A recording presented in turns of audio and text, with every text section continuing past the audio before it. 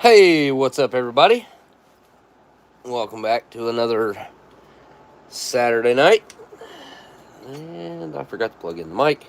That's okay, because I'm going to do it right now. I did not check last week, but it had to be better than the typical audio. Turn that down. What's up, CT? CT's in the house. Welcome back, welcome back, welcome back. I used to watch that show growing up. Welcome back, Cotter. I used to watch everything when I was growing up. We went through a list, but I missed a bunch, and I realized, well, I don't know. I think I seen something on, might have been a YouTube short, like going through old shows. But okay. So the idea tonight is we're going to pick an MRE or an IMP, which is a Canadian MRE. But yeah,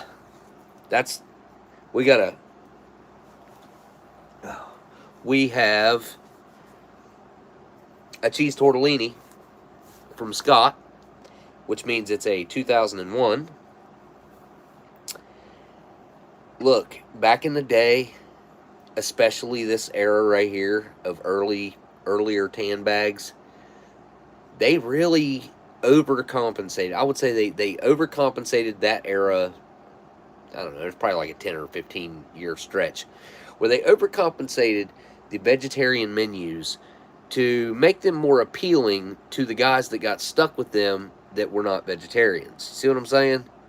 Like, they'd have a good pound cake, a lot of, little bonus there. They'd have a lot of times like two what we would consider snack or dessert items. They'd be sweeter oriented. That was a very typical trait of the early vegetarian menus. Now, they still do that to a lot smaller degree, but they still do it. It's just not, the MREs have suffered in every area, in my personal opinion. They went downhill. So I have a fly.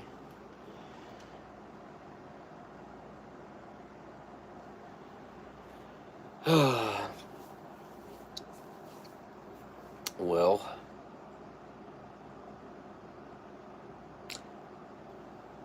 I have two IMP menus up there, and I just grabbed two that there's a couple that I want to save. One is pulled pork. The other one is something else. But then I got like pizza pasta. Nobody wants to see that. I don't think anybody wants to see that. I think I've had that I've had it a lot over the years. Can't remember what other menus I got. I got a couple other menus, but they just, I don't know. That's the two I picked out, regardless. And the cheese tortellini. So we're going to get a few people in here, and once let me send out a link. Not that it's going to help, because I missed last week. I've been sick. I was sick the week before. So that means that this is stretched over a 3-week period. It's not okay that my immune system's that.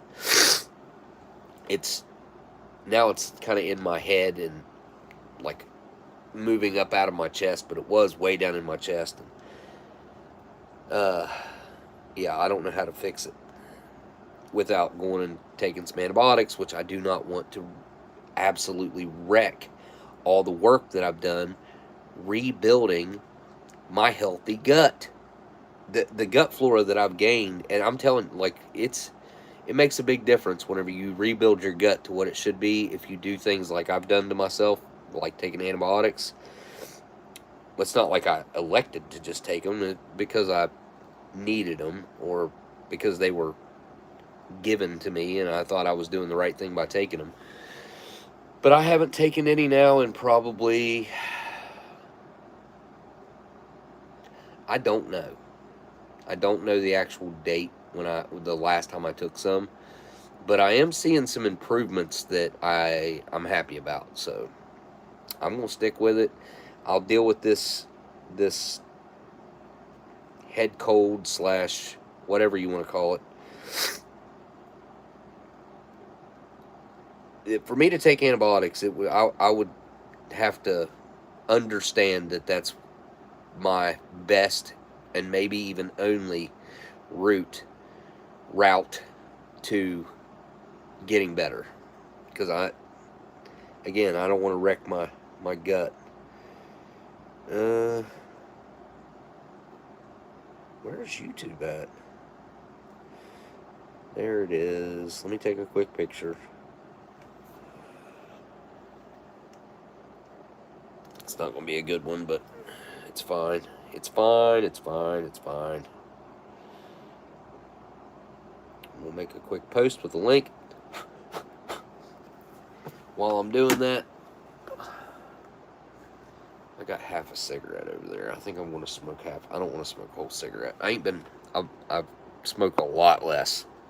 Hey, horny animal, what's up? What's up?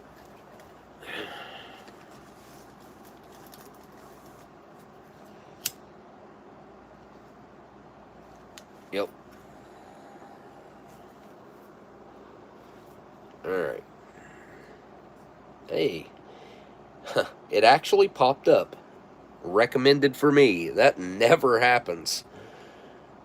1 in 20 streams probably. It'll pop up in my feed. It actually did today. Copy link. And now I'll just post select more photos. Select a picture. Yep. Post a link.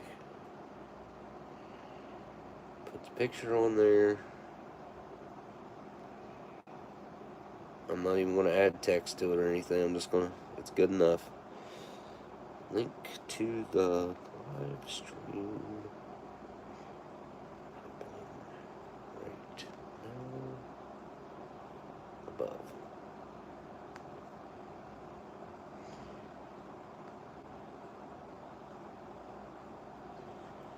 Click it to join in the chat. Post. I probably misspelled something because I did not proofread. Sometimes when I'm in a hurry like that, I don't proofread. I can't check. Well, I can check it and make sure I didn't make an error. Let's just find out. Link to the live stream happening right now above. Click it to join the chat. Nope. Looks good. Looks good. Alright, who all's here? Who all has joined into the chat? I've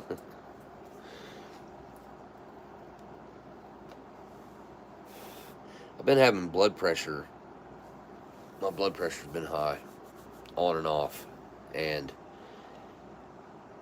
my biggest way of controlling it is because I think my gut health has been super out of whack, and it's been throwing other things out of whack too. But controlling what I eat has made the biggest difference, and I haven't really eaten anything since well, last night I tried to eat, but it didn't work, and then I can't remember the last time I ate. Oh, I had a piece of pizza the day before. So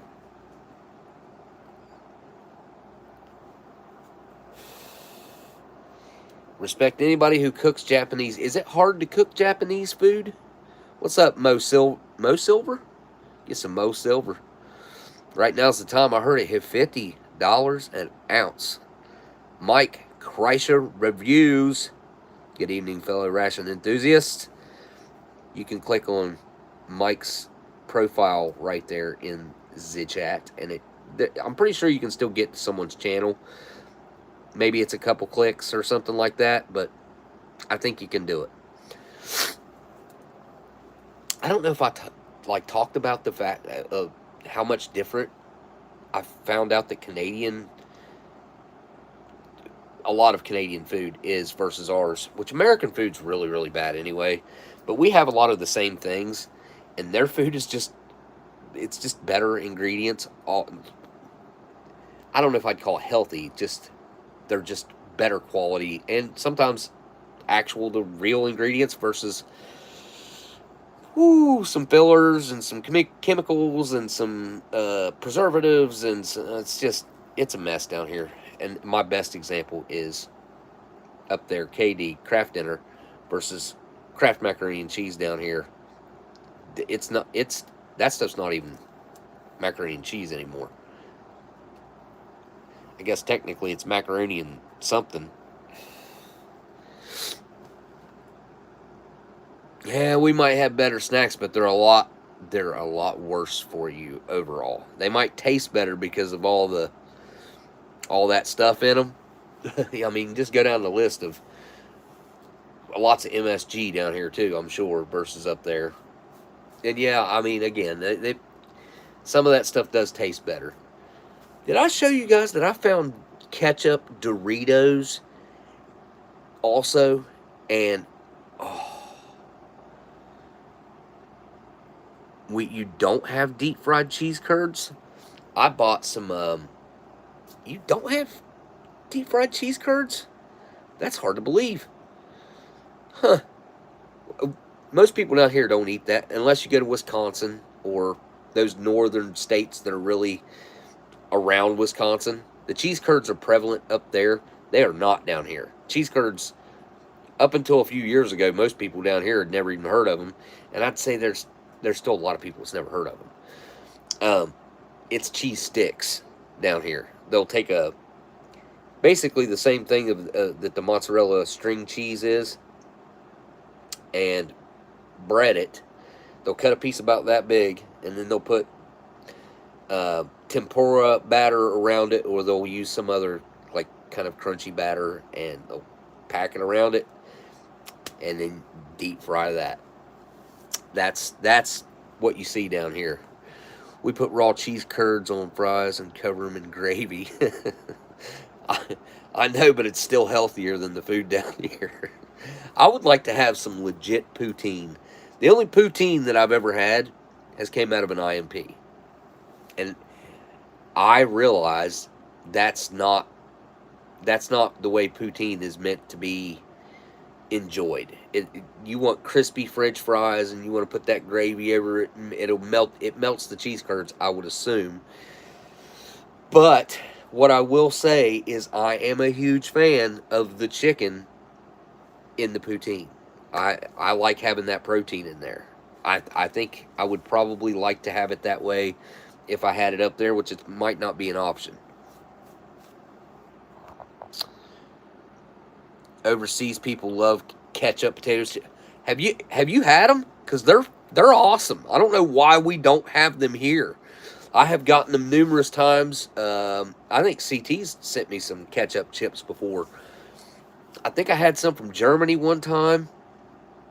I don't know. I've had multiple ketchup chips before.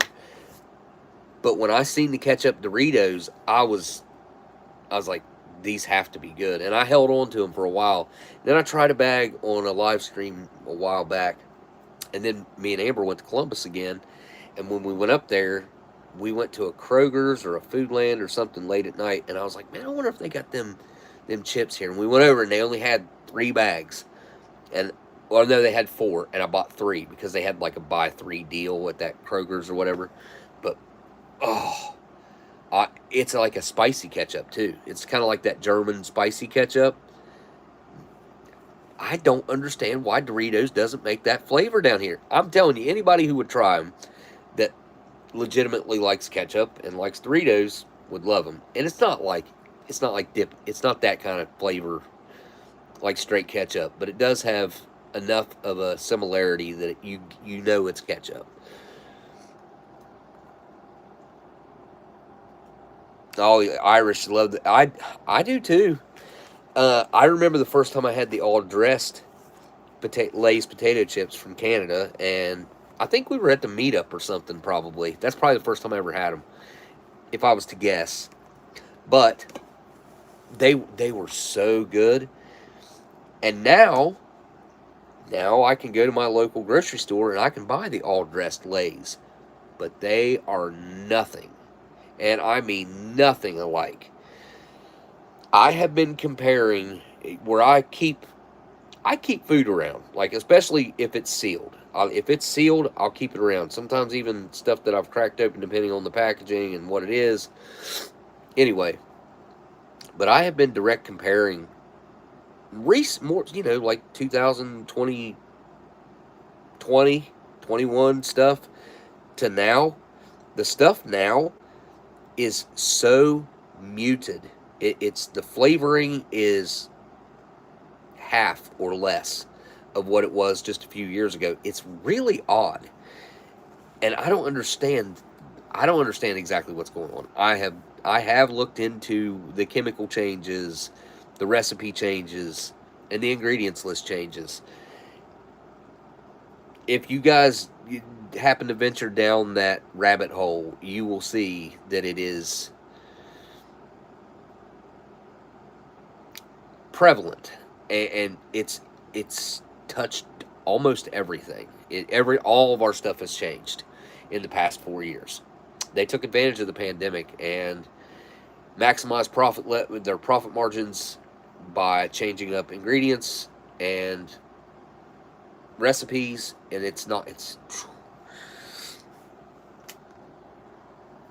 awesome. Cool Ranch. I ain't had some Cool Ranch Doritos in a minute, but Cool Ranch dipped in the ranch dip. That I've never done that I can recall, but I think that would be good. One of my favorite things, if we're just all right, if we're talking about chips and stuff we like, I like a bag of Funyuns with the jalapeno cheese dip, the Frito-Lay jalapeno cheese dip. I don't know what it is about that combination, but man, is it good. Fan of the mozzarella sticks here, especially. Um, Believe it or not, Arby's has pretty good cheese sticks. They've always had pretty decent cheese sticks. The pizza place right down the road here, Geno's, they make pretty good cheese sticks. Their pizzas went downhill. The people that used to work there, it's a long story, but I think two of them passed away, and the food has went way downhill since then. So anyway, we got to pick out a ration. So let's take a look here, because I don't really have a preference right now as far, because my ability to taste things right now is, I don't know. I would say I'm rocking like 20% of my flavor ability right now. I can't hardly taste anything. I can't hardly smell anything. I guess it's possible that I could have or could have had COVID, or I don't think so. I think I just had some sort of respiratory something or other. I don't know. I did run a fever there for a little bit too. I don't know. It doesn't matter at this point. It's just to say I can't hardly taste anything, so it doesn't really matter to me too much about what I eat. Now it's a texture thing also, but I can promise you this food right here, since I have had a few of the 2001 MREs that Scott has sent along, which I'm extremely happy and grateful to have these, because this food is much better than any American MRE that I can pick up right now from 2020 up. Yeah. A huge example was one of these MREs that I had from Scott. Scott sent these in. One of the MREs had combos in it. It had the cheddar cheese combo, or the cheddar cheese pretzel combos. And I saved a few of those in the package, and I went and I bought some of the cheddar cheese pretzel combos. There was literally no comparison. The only thing that tasted similar was the pretzel. The cheese wasn't even in the same ballpark. And maybe that had something to do with the aging of the cheese, because there is actual cheese in there. I don't know. I guess that could be because they were way more flavorful.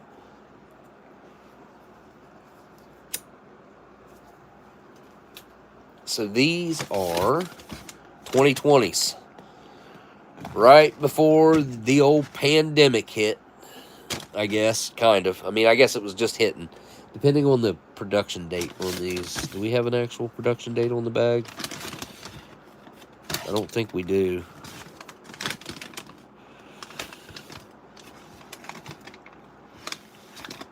No. I don't see an actual production date. They're both 2020s. I think I actually got these from Trucker. I think. CT, did I get these from you like a couple years ago? Probably a year or two, a year and a half, 2, 3 years. I don't know. A while ago. Because the only ones of these that I've ever gotten, that I've ever bought, I think I got them from you. Pretty sure. But you guys want to see the old? Or do you want to see the new? I will take votes. If I could set up a poll on here, I thought I could do that. Let's see.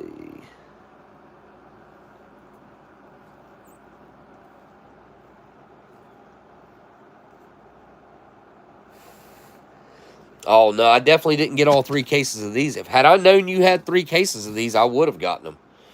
Nope, I only got one. I only got 1 case. But yeah, if I'd have known, I definitely would have gotten at least 2 cases.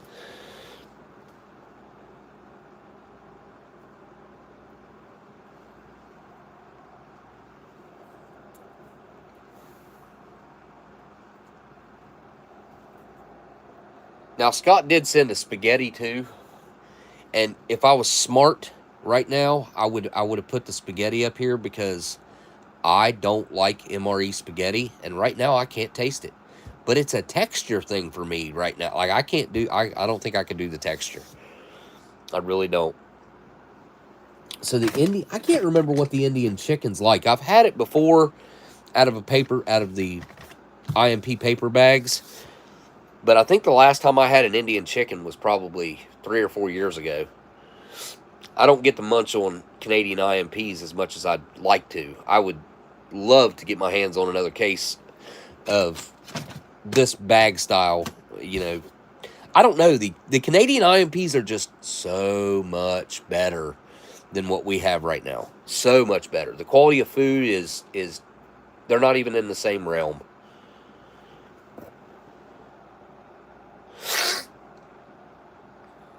I actually don't know the I mean, I've had that one. I've had both these before, but it's been a long time for both.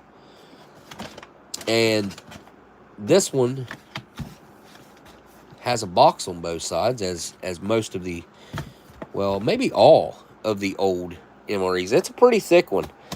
It's probably got some sort of pound cake in it. It's probably got some M&Ms or Skittles or something like that in it. It's probably got a cocoa beverage powder. Probably, you know, like I said, they loaded them down with sweets because they wanted people that weren't vegetarians to be able to tolerate them.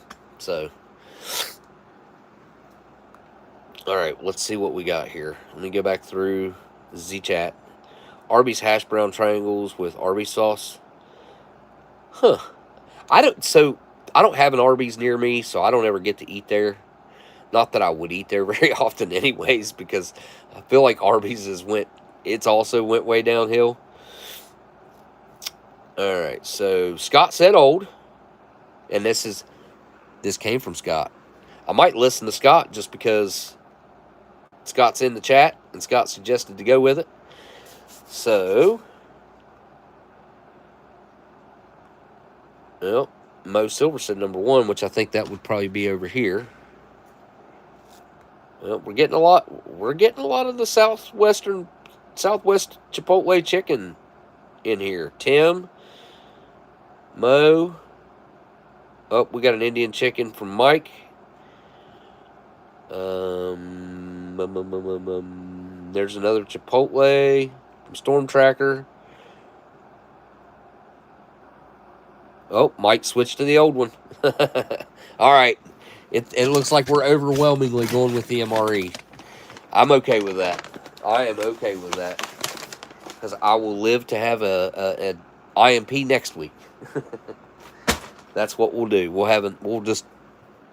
pick from those two next week. Yeah, if I could figure out how to do a poll, that would be awesome. I know people do it, or I think they do. Maybe I'm wrong. Let's get into the almost 9/11. Almost. This thing's only 5 or 6 days. I'd have to dig out the letter that Scott sent me out of the other box, because I've got this box out. I don't have the other box. I think it was less than a week that these were put into a case before 9/11. So this was one of the last MREs produced while the world was still normal. It's really weird to think back about how much and how drastically everything changed in about an hour period. Because I will say this too, after the first one hit, nobody knew what the heck was going on. I remember that vividly. Everybody's like, was it an accident? Everybody thought that it might have been an accident until the second one hit. And when the second one hit, it was like, nope, it was intentional, and we went from there. But yeah, I don't want to go down the conspiracy, quote unquote conspiracy, not really rabbit hole. But yeah, if you have not looked into what really went on that day, I highly suggest it. Same thing with the Vegas. And then, man, oh boy, the stuff that's going on right now over Charlie is it just reminds me of Las Vegas. I mean, they were painting over the bullet strikes on the pavement, on the blacktop, within 2 days after that happened in Vegas. And dressed up in FBI coveralls with paint rollers and black paint.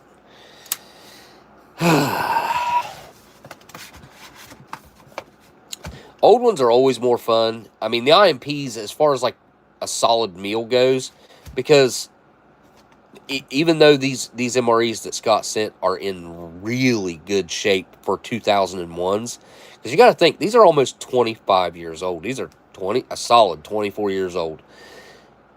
They still have potential for some of the items to be off and not good, but that is part of the fun. But the IMPs, solid meal, you munch right through it, and again, the food quality is really good. Food quality on these is not bad though. So let's see. Look at that accessory packet right on top right there. Look, oh, look at that. Now that is an accessory packet, folks. Look at that. Iced tea drink mix with natural lemon flavor and sugar. Real sugar. Real glass bottle of Tabasco. Matches, you know, all. Wait, is there no coffee? Oh, man. Well, I spoke too soon. Still a good accessory packet, though. Still a good accessory packet. I'm not going to complain. Well, yeah, I will. I wanted coffee. I was in the mood for coffee. I can still make some, though. All right. What do we got here? Ooh. Nice big old pack of peanut butter. 1.5 ounce. And it's a little... Oh, yeah. That makes some good noises. What's up, Bob? Oh, dang it. I just realized that I didn't get back to you in the email. I mean, I did there for a minute, but I'll try to touch base with you it's been a little weird here. Look what else is in there. Look at that. You won't see that no more. Let's see what kind of shape they're in. Because this right here, this will tell you if an MRE was stored even remotely well. By the way, folks, don't forget to hit that thumbs up or down. Either way, doesn't matter. Just Google wants feedback. I'm perfectly fine with the down. Those still feel like hard candy. They don't feel they're not smushing in between my fingers here. That is impressive. Seriously. Usually they don't hold up like that. And look how like shiny. That is something from my childhood. And in 2001, I mean, I'd have been 19, right? Let's see. I was 17 in 2000. Maybe I'd have been 18. I'd have been 18 or 19, one or the other. But these were always right at the counter when you check out, and we had little like convenience stores, like a bodega kind of, just, you know, they have a little bit of stuff in there, some ice cream, some bread, just a little bit of stuff. Miss Herdman's was the one that was near where I lived, but these were always right at the checkout. Charms were always right there. And I'll be honest, I didn't eat these as a kid. I had no desire to have charms. I don't know why. Maybe they were expensive, because that might have been what it was. Because we didn't have, like, I would get those little individual Tootsie Rolls for like $1 or a penny. All right, partially biodegradable Spoon. What else we got in here? Well, we got the flameless ration heater here. Looking really good, though. And that's a good-looking flameless ration heater for being almost 25 years old. I guess I'll put it right there. We'll cover it up here in a second. What else we got? Oh, we got crackers for our peanut butter. Very nice. Crackers. We got, what's this? This feels like what I said earlier. Yep. Look at that. Look at that. I guessed it. It's a pound cake from Sterling Foods. What flavor? Oh, it's orange. Oh, no. Oh, no. The 106th day of 2001. An orange pound cake. They didn't make these very long. Orange pound cakes were not around for very long. But I told y'all with the vegetarian, there'd probably be something like that in there. What else we got? There's our cheese tortellini in tomato sauce. And we have, hey, an applesauce. All right. And that is it. That's everything. Oh, you're a big fan of the jalapeno beef patty? You know, it's not bad. I would prefer if we would get some sort of bread and bring back the ketchup and mustard. Bring back the ketchup and mustard. Come on, Natick. Like, if you're going to have a burger, give us back the ketchup and mustard. That was one of the best parts about that. All right, let me get this in there, heating up. What's our date? 119th day. 119. Yep. Wait, 1199. Wait, 199th day?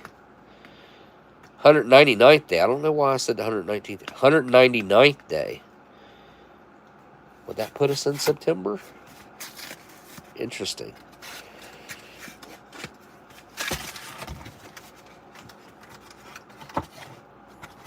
I see a piece of paper in there or something. No, look at that.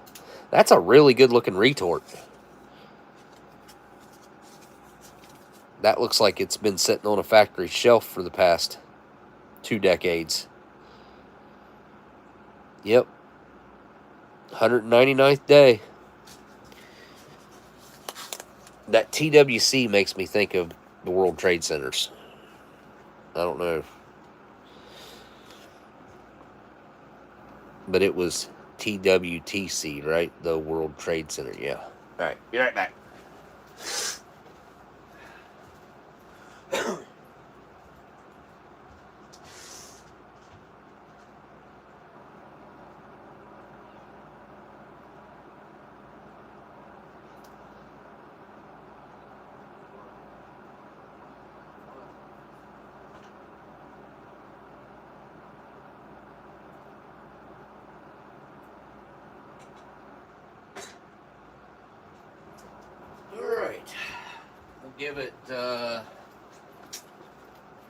We'll give it 3 minutes right now. So 10:08 on my time.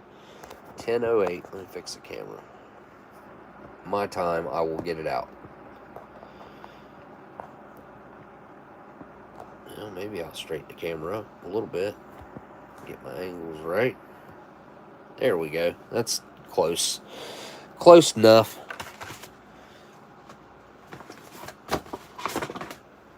Alright. Get my tray. Which thought I felt something sticky on my tray.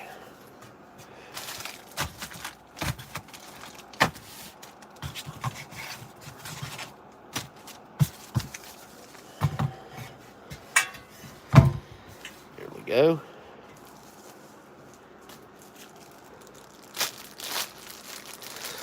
My spoon bouquet up here. Peanut butter. Accessory packet. We only got one drink. That's kind of not what I expected. Crackers and applesauce.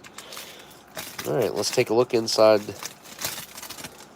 this accessory packet real quick. There we go.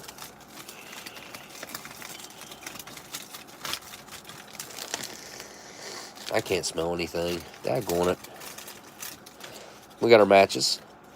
Nice shiny green pack with black matches, red tip.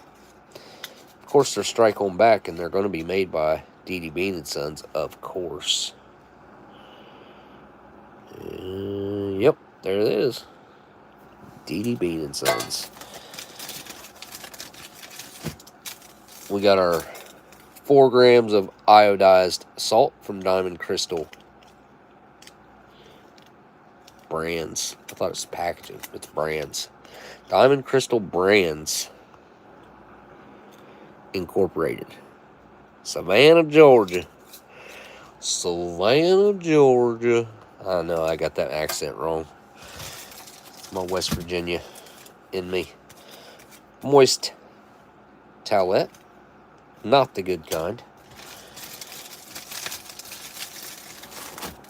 We got our United States issued butt ration.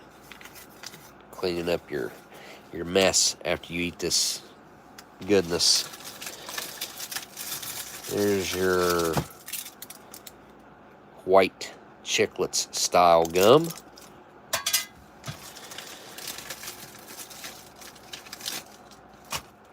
You got your nice looking little bottle of Tabasco. Yep. I've saved all these. I'll send them back to you, Scott, if you want them. Iced tea drink mix with lemon and real sugar. Giannis Brothers make these? Who makes this? Aha. Giannis Brothers does make this. Out of Kansas City, Missouri. Nice. Alright, so we got to do tea. We don't need... No, there went the tea. Just dropped it. We don't need that. We don't need those. We don't need that. We don't need any of this, actually. Stick that in there.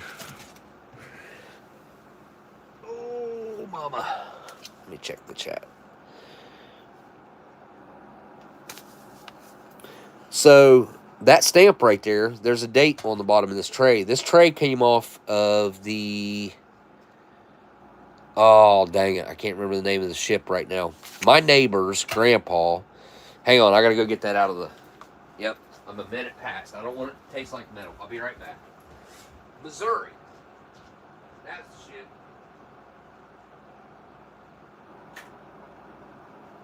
I think.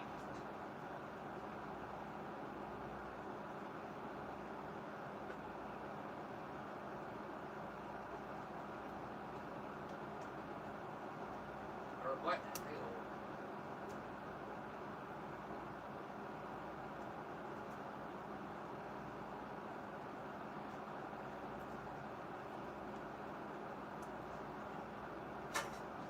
Actually, it might have came off of the USS Cascade. I can't remember for sure, but my neighbor's grandpa was in World War II. I think he spent his like 20-year career in the military, and they were scrapping that ship, and I do believe it was the USS Cascade. They were getting ready to scrap the ship, and they were doing walkthroughs, him and whoever else. They were going to turn it into a reef, I guess. That's what it sounded like to me. But all the trays were still left on there. So he grabbed up a handful of trays and silverware. I also have silverware right here. It's buried, but I have it. That belonged to him.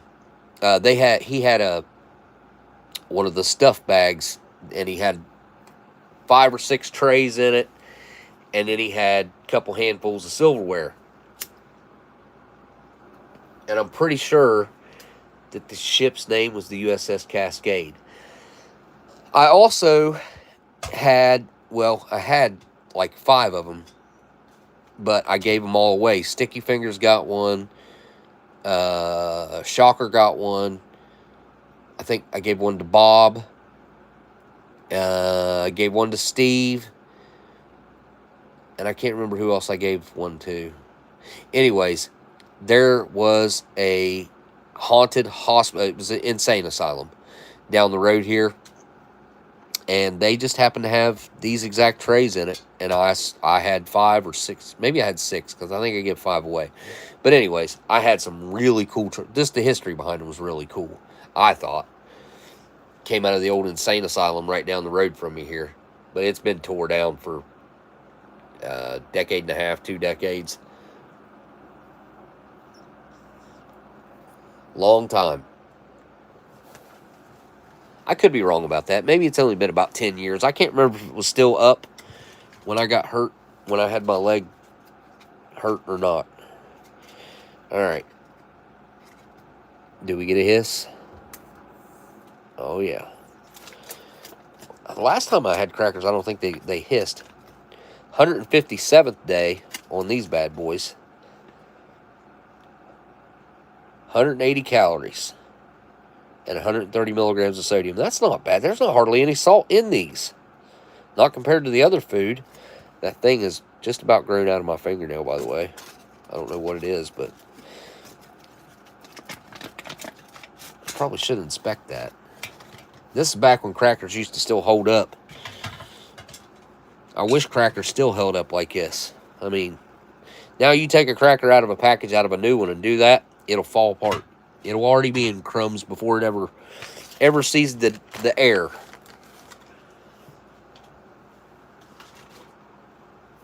All right. I think I probably needed this well enough, but we shall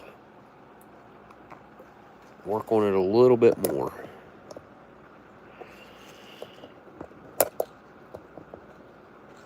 Well, there we go. All right. Got my microphone placed. The new crack, yeah, they are. I mean, they taste okay, but they're just, the consistency of them, they're way too crumbly, and just, they don't keep their integrity. You end up, they make a mess. The new crackers are a mess. I mean, I can just imagine those guys eating in a Humvee. You know, I guarantee you them Humvees, if they eat MREs in them, they're covered with crackers. Cracker dust. The smaller the hole, the more control, Gundog says. Since I got my knife out, go ahead and Get this little tiny pack of applesauce out of here. I think the applesauce packages are way bigger than this. This is like, feels like 3.5 ounces or something. I didn't read it, but why am I having so much trouble here? Good Lord. I ended up just having to cut the... What is this? 4.5 ounces. Okay. That's a good looking retort. Yet again.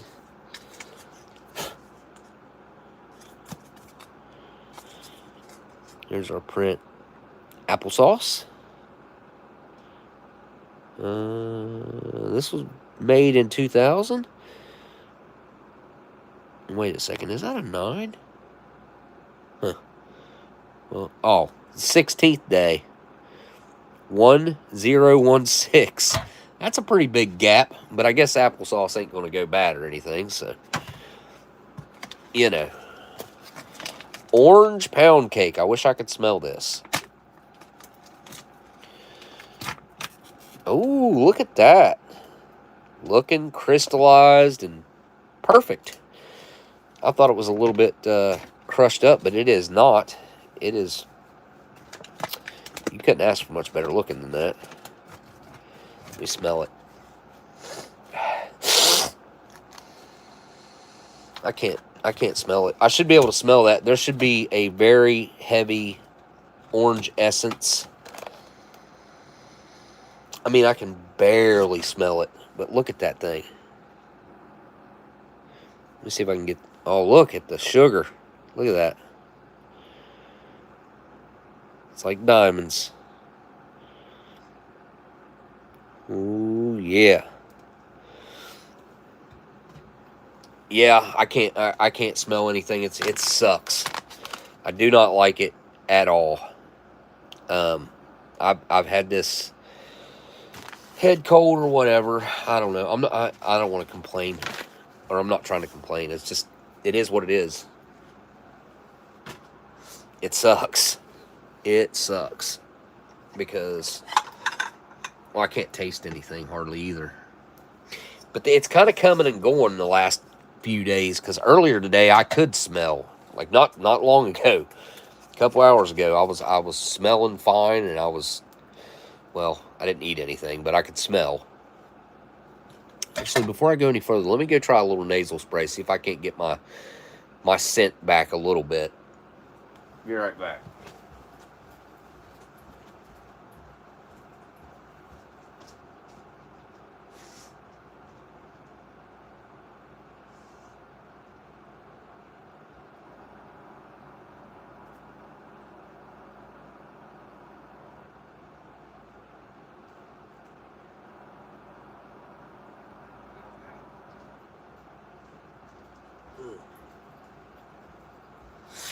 Alright, let's see. By the time I get everything ready, it should be working or not.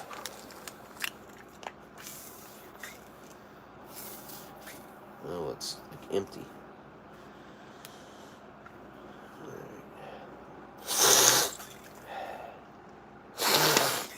My nose is pretty clear. I mean, it's a little runny, but...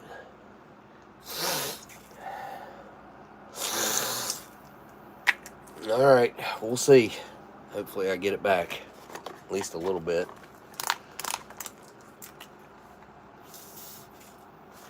Try again.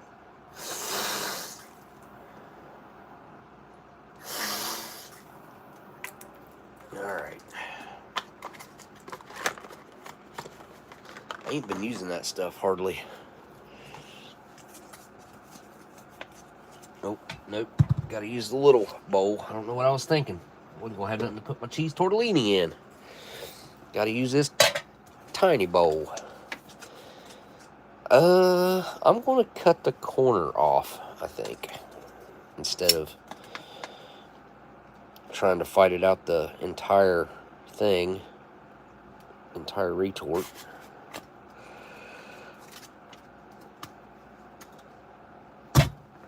Alright, let's see what we can do here.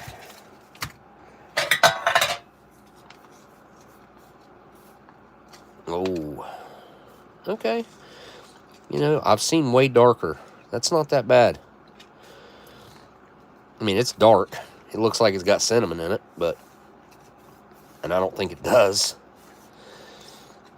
Pretty sure I'd have to check. I don't know if there's ingredients listed in 01 or not. I can't remember what year that became mandatory. I need to know that. I should know that. But I'm a fan of, like, slightly fermented applesauce. I always have been. So if it is, I'm okay with it either way.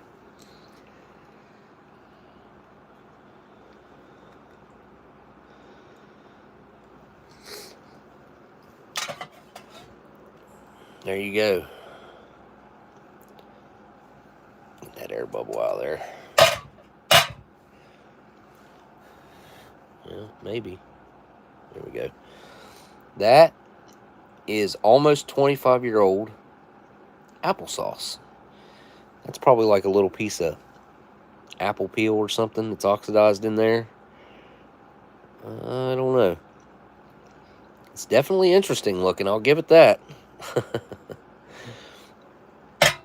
All right. Cheese tortellini.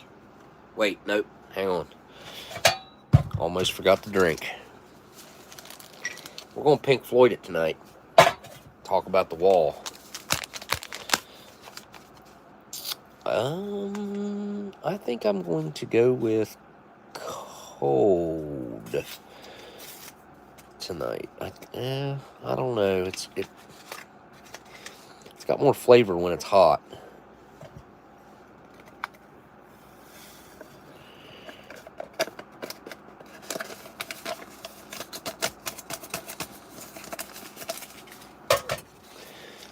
All right, let me go grab some water real quick.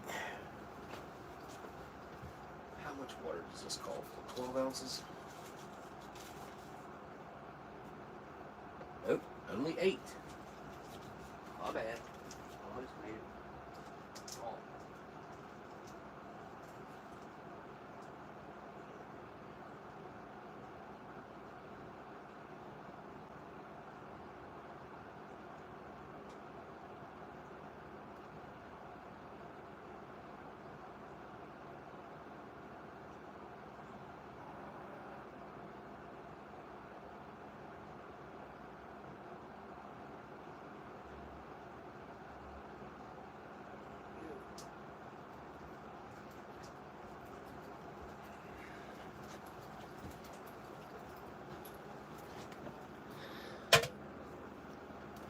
I put a little hot in there to dissolve it, and then I put the rest was cold out of the water cooler. So,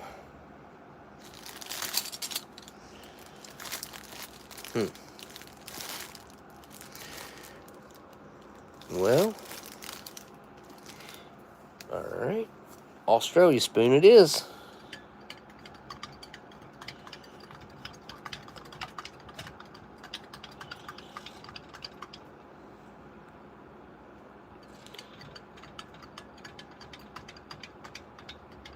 Dump 52,000 in each barn.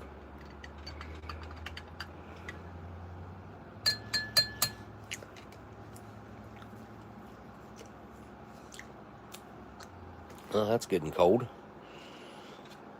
Actually, I don't know if I've ever made it like actually ice cold.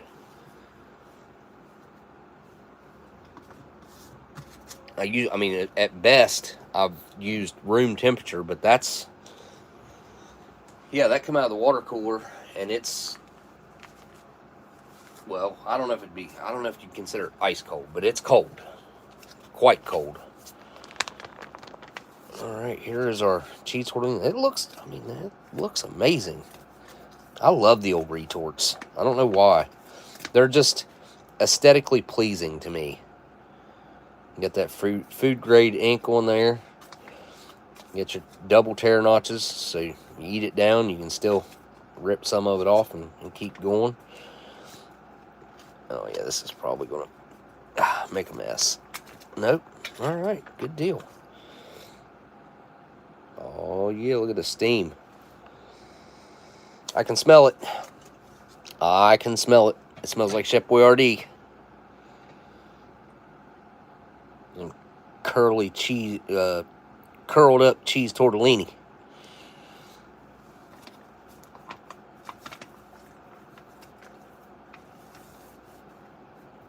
Whew, that is hot, hot, hot, hot, hot. Yep, burning my fingers.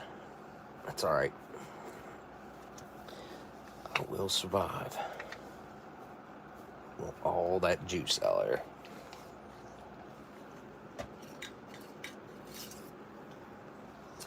Let me get rid of this.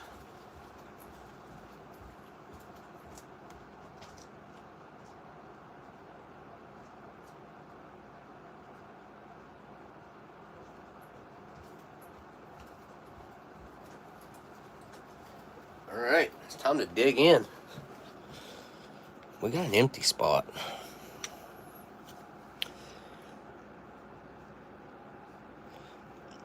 I don't know if they still look like this.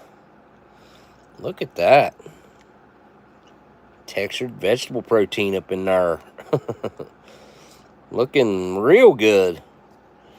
Well, I don't know about good, real good, but you can definitely see. I don't know what you can see in there. I was going to say seasonings, but you know, well, kind of looks like meat, I guess. Flip that one and see what it looks like. That, yeah, that looks more like meat. It doesn't look bad. That does not look bad at all. I think it looks good. I mean, these are like rolled up raviolis without the beef. It's fake beef. So, all right. Cheese, tortellini, down the hatch.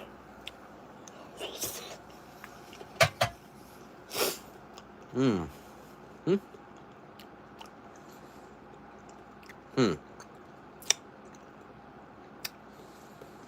little bit of bitterness on the initial tongue feel.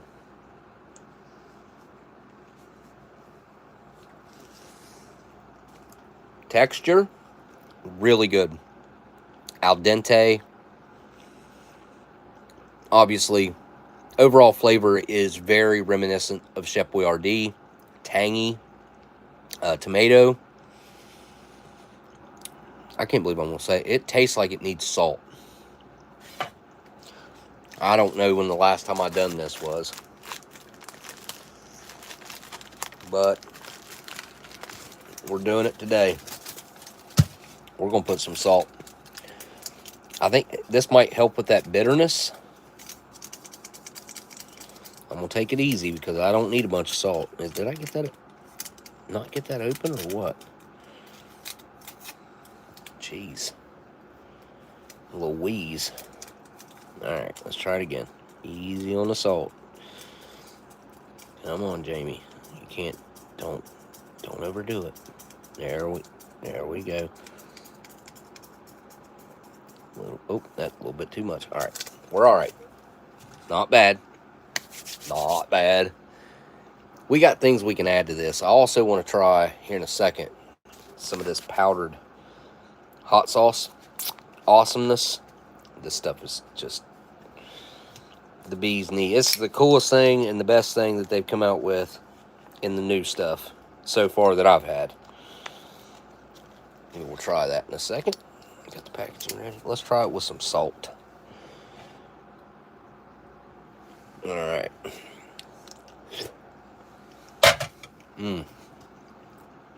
Instantly way better. That bitterness that it had, the salt just leveled it right out.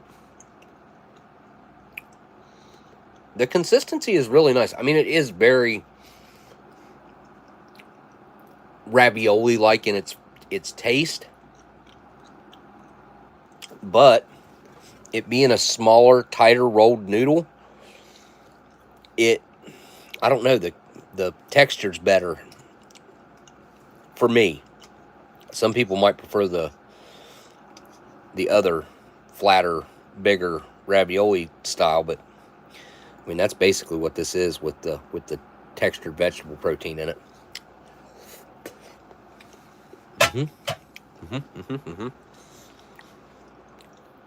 All right, I can already tell you, based on the flavor, Tabasco is not going to do this justice, but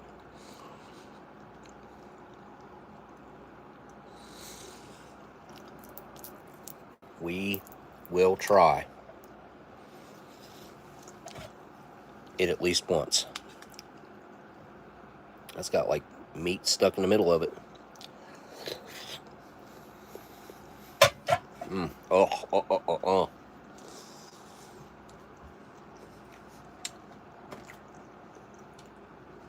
Yeah, no.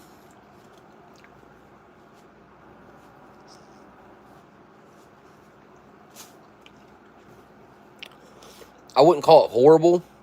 Again, it would break up menu fatigue, but with my fresh palate, I can actually taste this, which is surprising. I didn't think I was going to be able to taste it. So far, so good. All right, so now we got some powdered hot sauce here. All right. A little bit goes a long ways, in my opinion, with the powdered hot sauce. Come on. I got a fly in here. Wintertime, they're trying to come in the house. Well, it's not winter, but it's cooled down a lot outside. All right. There it is. You can see it on there. It might be a little bit. I don't know. We'll see. We'll give it a try.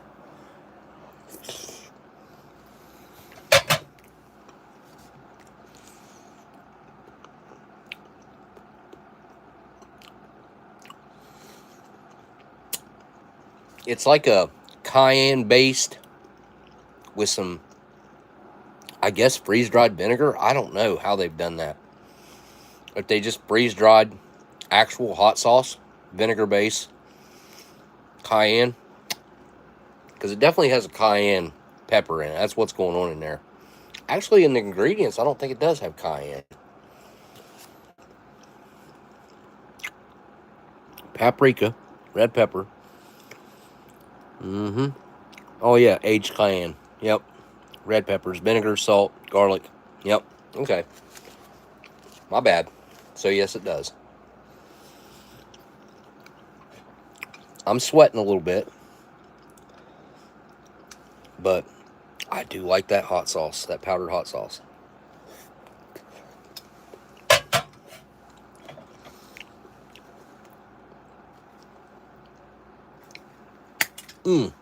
Now that's a cracker.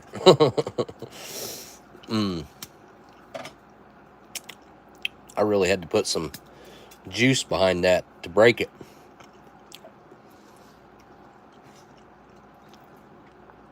This is tasty. I don't taste anything off about this, not even a little bit.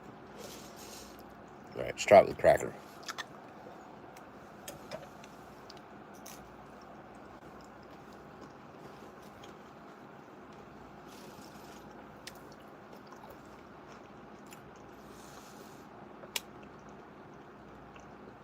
Not bad.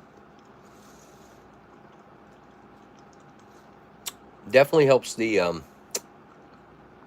texture fatigue that you might get eating a mushy noodle like this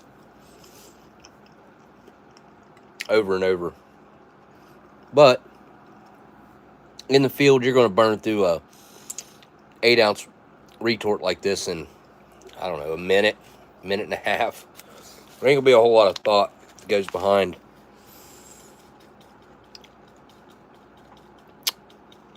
using crackers and stuff, I'd say. It's so weird to think back. Now, these would have probably been used because they'd have been about 3 years old. Well, 2 years old when they were rolling in. These would have gotten used overseas. I don't know how these ones survived. That's the rate. You never see these. You just don't. It's very rare to see 2001s.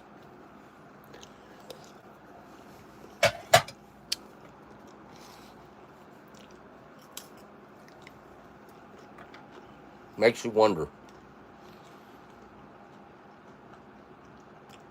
how they made it so long.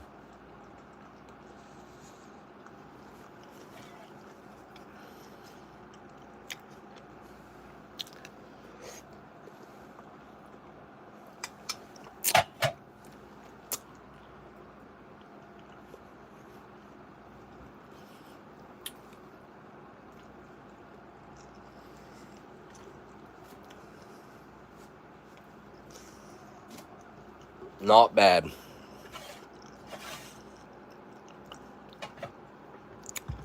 I would eat that again.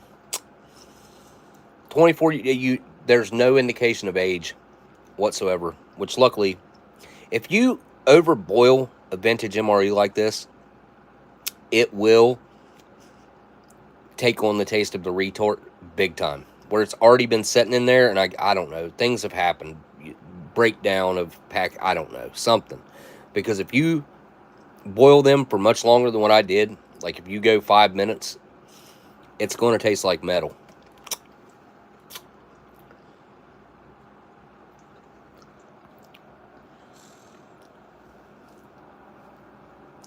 Wait, who passed away?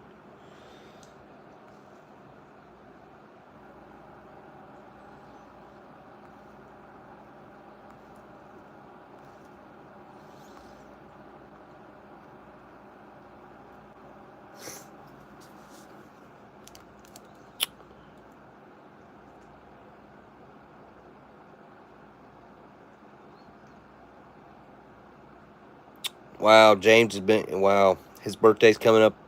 What is today, the 12th? So a couple days is James's birthday. 3 days. Today's the 11th. How long ago did James pass? It's been less than a year, right? It's been like, I hate to guess, but timeline wise, I'm thinking like 8-9 months ago. Maybe it has been almost a year. All right, I'm gonna wash it down with some, yeah, classic iced lemon tea.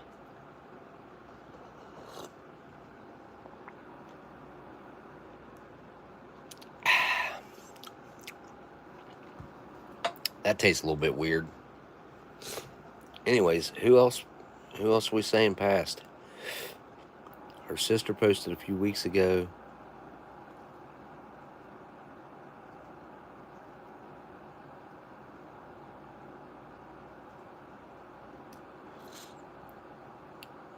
Wait, so are we saying Hildy? Hildy passed. Is that what I'm getting?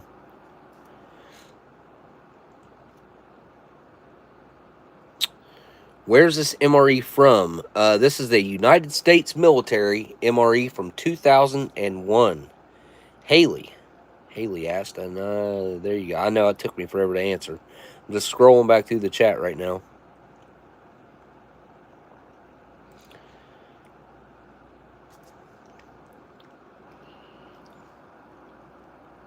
Oh, 52,000 chickens in each barn. What am I moving on to? Peanut butter. Peanut butter.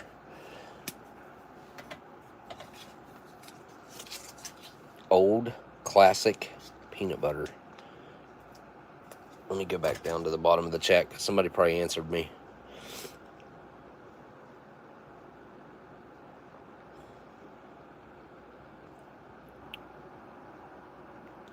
Wendy from Hildy's Cafe. Yeah, I don't know. I don't know Wendy from Hildy's Cafe, but I will look it up. It sounds like quite a few folks in here were following along, so I should know. Anyway, peanut butter on a cracker.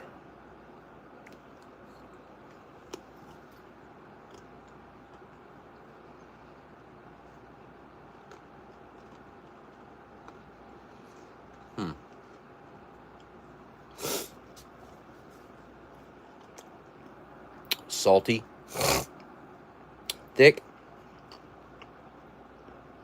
no sweetness like the Canadian. Canadian peanut butter definitely has a sweetness to it. It's good, though. It's just a good quality peanut butter.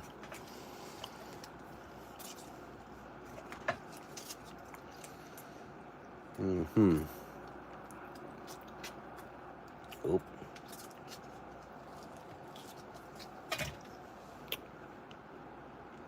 Smooth. I like the chunky peanut butter,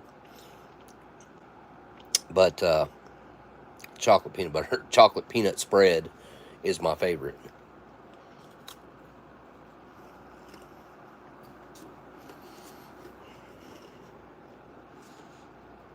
That fly is not giving up.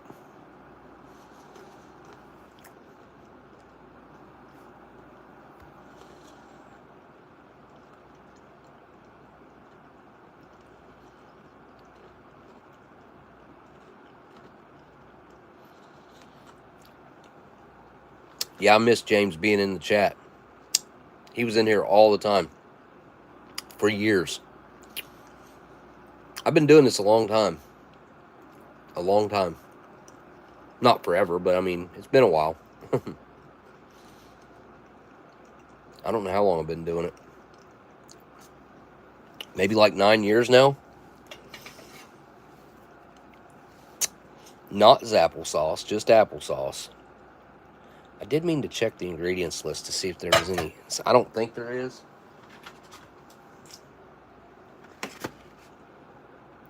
Apples, sugar, water, ascorbic acid, and that's it. The ascorbic acid was added to protect the color. I don't know if it did a great job at that, but I'm sure it tried. All right, well, just regular applesauce that's a little oxidized, brown. Let's see.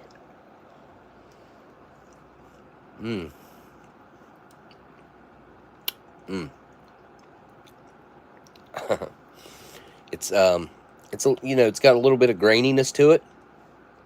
Lightly sweet. Definitely tastes like apples. It's not fermented. It's just oxidized.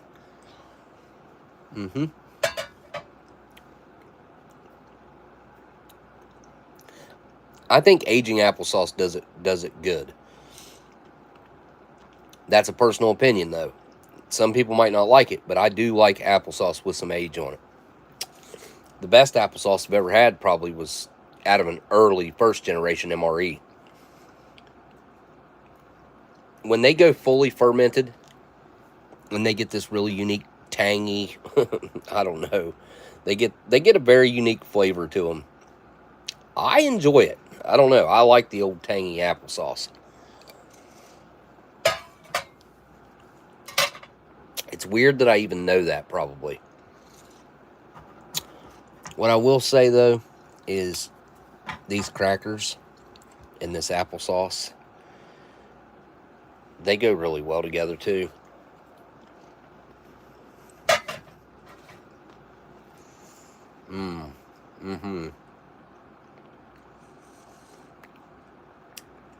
It's not quite like having apple butter, but it's pretty good.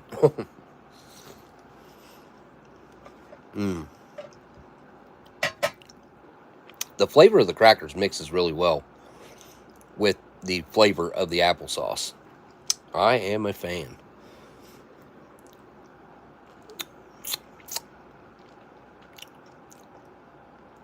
That is a really good looking pound cake.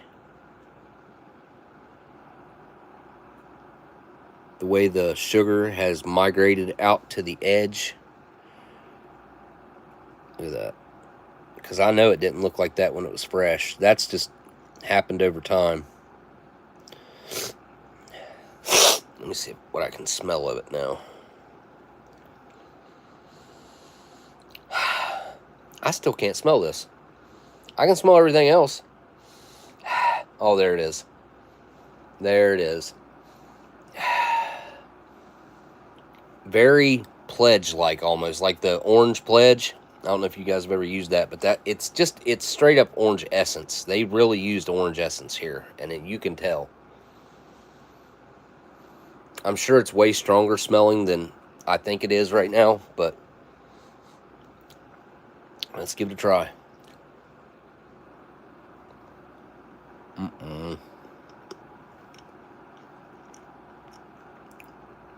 That doesn't look good. Usually when a pound cake looks like that, it's Captain Numbmouth. I don't know, they turn into like, they look like a sponge or something. They're not supposed to look like that. So it's nice and sweet. It's the sweetest thing I've had so far. The sugar on the outside is a nice little added like crust to it, but it did coat my mouth, and I'm wondering if the second bite won't make my mouth go numb, because that's how it works sometimes. We'll find out.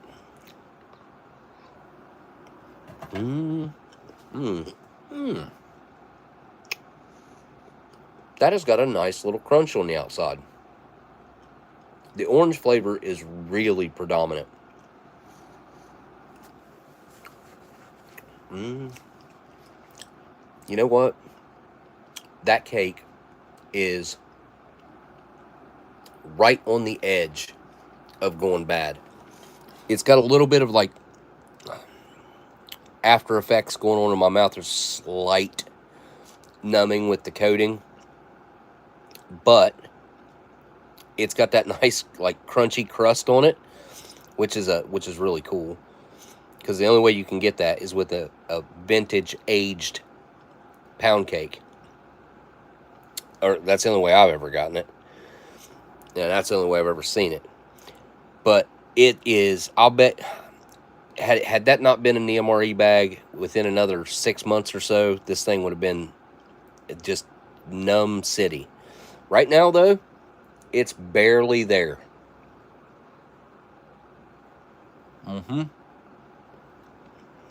Yeah, that's fully edible. Whole thing. I feel like it would be pretty good with a glass of milk, which you never got in an MRE. Well, I'll take that back. The one that Black Dog Bob made, he put freeze-dried milk in them. Chocolate, strawberry, and regular.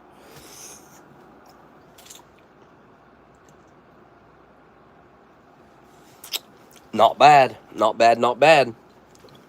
Alright, I gotta try a piece of it with the applesauce. We gotta do that. And maybe some peanut butter. I ain't seen LC tonight. LC hasn't made it. She's probably not home. Let's see if this combination right here works. I don't think it's going to taste good, but it's worth a shot.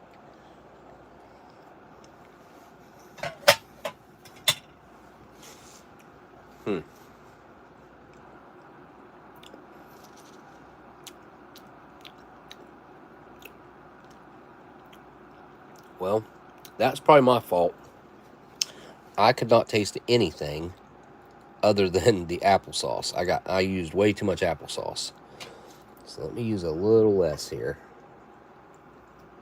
with that piece. Try again.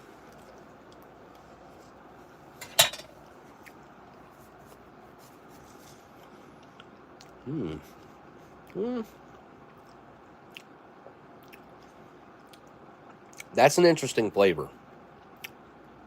There's a lot of tanginess, like picking up the sugar and making it tangy and sweet. Not a bad combination, I must say. All right, one more thing. I gotta try a little bit of peanut butter on here. Peanut butter and orange, like, not my thing, but some people like those chocolate oranges. I guess that's not the same thing. At Christmas time, I don't know why I was thinking peanut butter. But, oh no.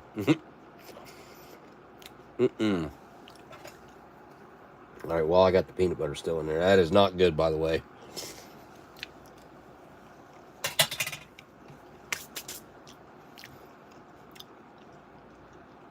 The applesauce brings out the orange flavor big time. I don't know why, but it does. Really just triples the amount of flavor that I was getting out of that. It could just be me with my weird palate right now.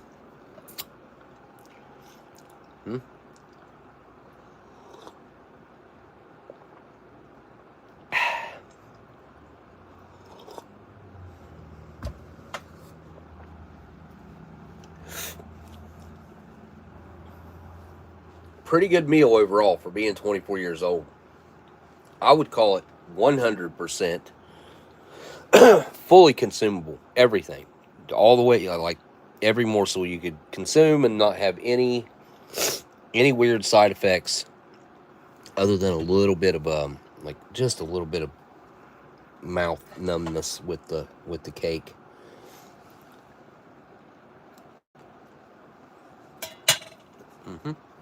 I actually like that. I didn't think I'd like it.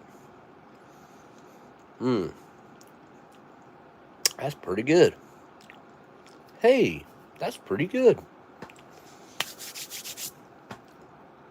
I miss the old days of the internet. What happened to us? What happened? Whoop. I'll put the microphone on here in a second. Pretty good meal. Pretty good. Now I need a smoke.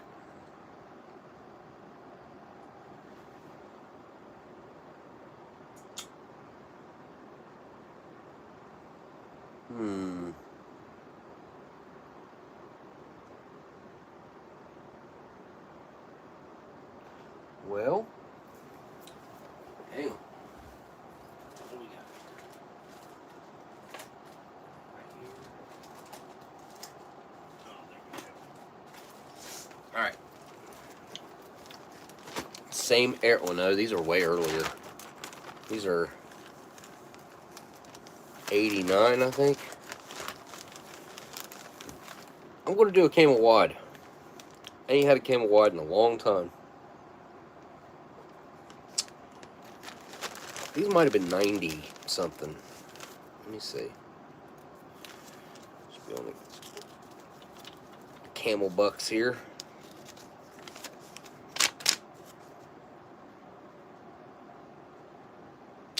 So these would be 1991. Yeah, these are older.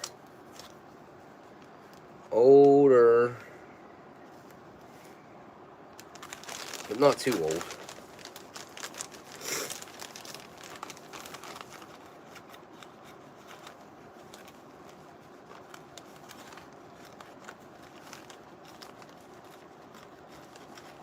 Well, I'm having troubles. There we go.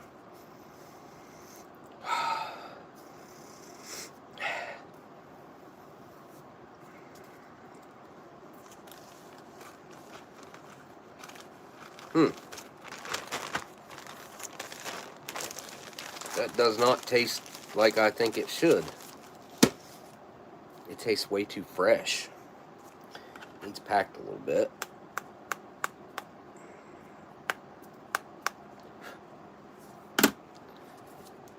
Alright. Smoke them if you got them.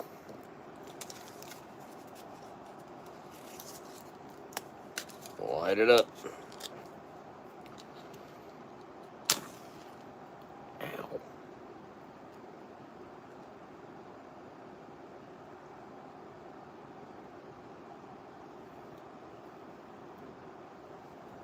You gotta light a wide like a cigar.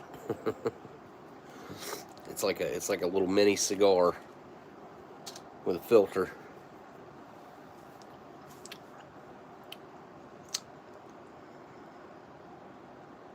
So the initial flavor is the sulfur off the match. Like, that's overwhelmingly.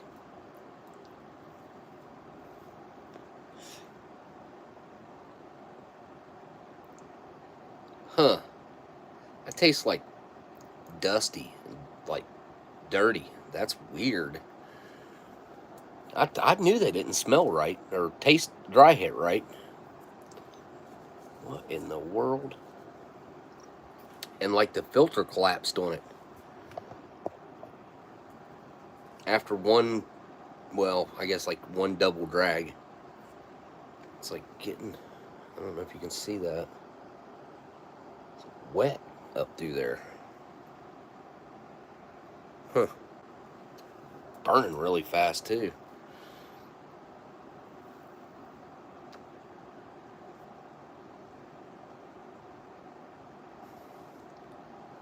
Something's wrong with them.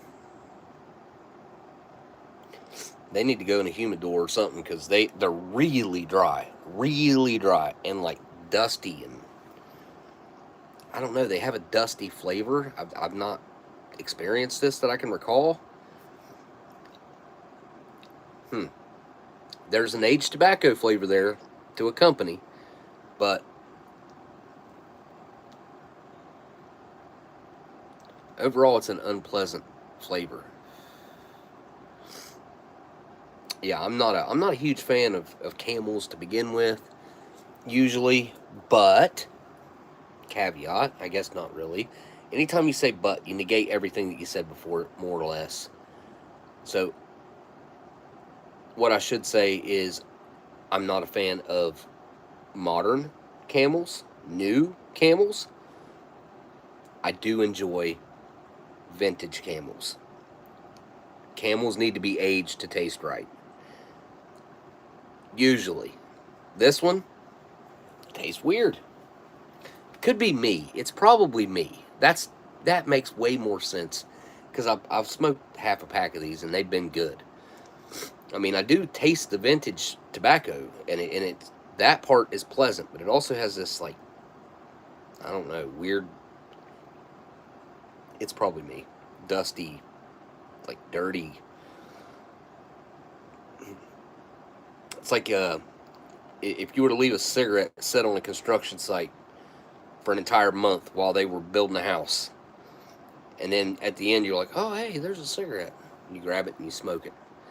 That's kind of what it's what it puts me in mind of. And it's really, it does seem to be dry. Because it's getting really hot. And there's that much left. It shouldn't be getting hot. And collapsing the filter. Like, that first hit, the filter wanted to collapse. And it was a full cigarette still. It's not normal.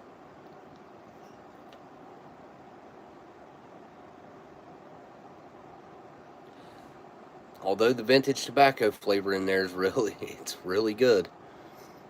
I wonder if maybe ripping the filter off one of these would, I wonder if that would be good. Take a modern paper, slit this down the side, take the tobacco, roll it in a modern paper, and you might have something. You might have something there.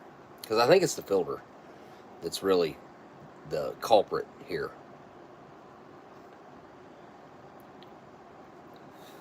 I'm done with it. Those things make my chest hurt. As a man cigarette. It's what I used to think or say, whatever. I don't know how smart that was. Not very smart. Years in a while. Mike, you gotta make some videos. I gotta make some videos too. Yeah, it's been a little weird.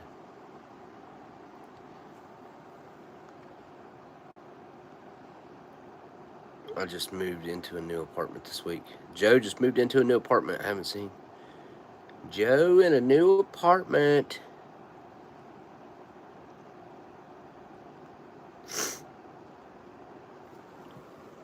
Oh.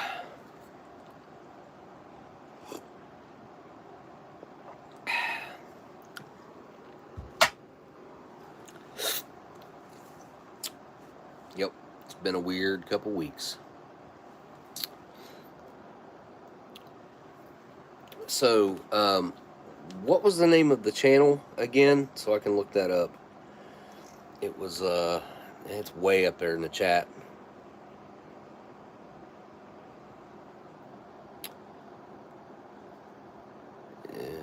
Okay.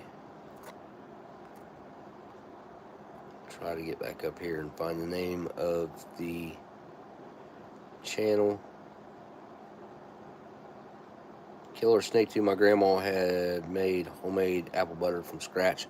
My grandma and my mom, my grandma, my great-grandpa, or my mom, my grandma, my grandpa, my uncles, all of them used to do an apple butter party, get together. I don't know what you call it. They'd all get together and make and can apple butter. And we always had apple butter in my house growing up. We always had canned pretty much everything. I mean, even meat. My grandma would can certain kinds of meat or dinner. I don't know. She canned everything. My grandma was a product of the Depression. And because of that, she, I wouldn't necessarily, yeah, they're kind of bad habits. She passed on some bad habits to me that linger with me today. Like, I hang on to things I probably shouldn't hang on to, and I am trying to work on that. I need to work on it more. But I think that's where it stems from. I could be wrong, but I don't think I am. And she never had much, so it was, I guess, more important for her to keep everything. And then if she had a use for it down the road, she had a use for it. And if she didn't, no big deal. But yeah, aged food was probably a part of my life all my life. We'd even, like, aged potatoes, man. Like, we'd eat year-old potatoes that were, I'm sure, that were sprouting. Because she had a basement, and she had this big potato bin, big wooden potato bin that we'd fill up at when it was time. When we'd go out, we'd dig potatoes and pick green beans and pick tomatoes, and the family farm fed everyone in the family. Anybody who wanted food, come in, they'd get what they wanted, and then the canning would proceed.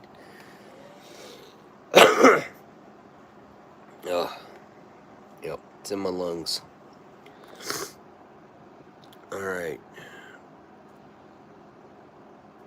Hildy's Cafe 5460.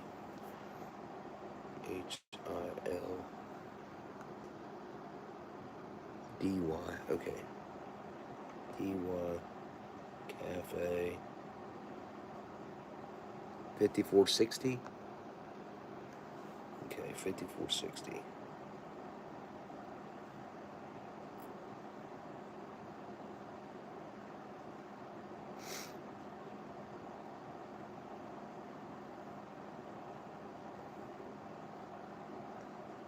There she is.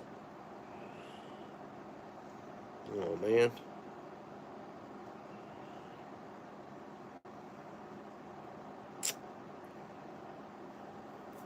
So, what I'm gathering from the chat was, is that this woman passed away.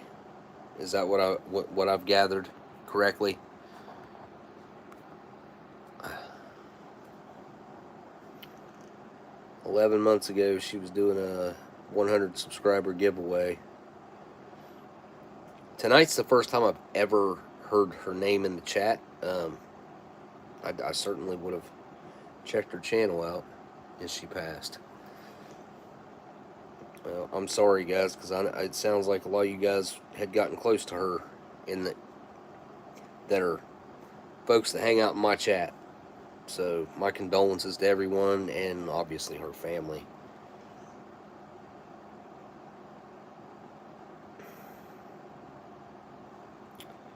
Looks like the last time she posted was 2 months ago. A Southwest style beef with black beans. And then a chicken noodle before that.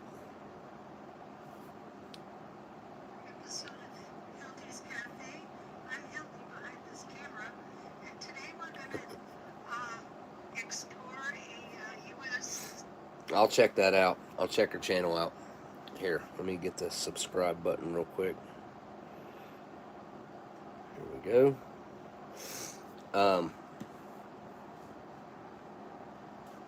I seen a guy doing an MRE challenge thing the other day where he was going to eat 3 MREs a day.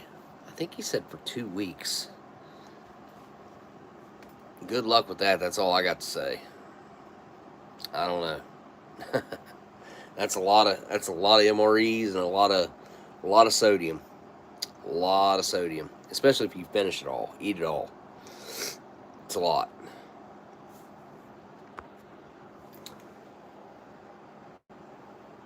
I don't know what I think I threw the box away. No, I didn't. So the cheese tortellini had 1,050 milligrams, 44% of your daily value. A lot.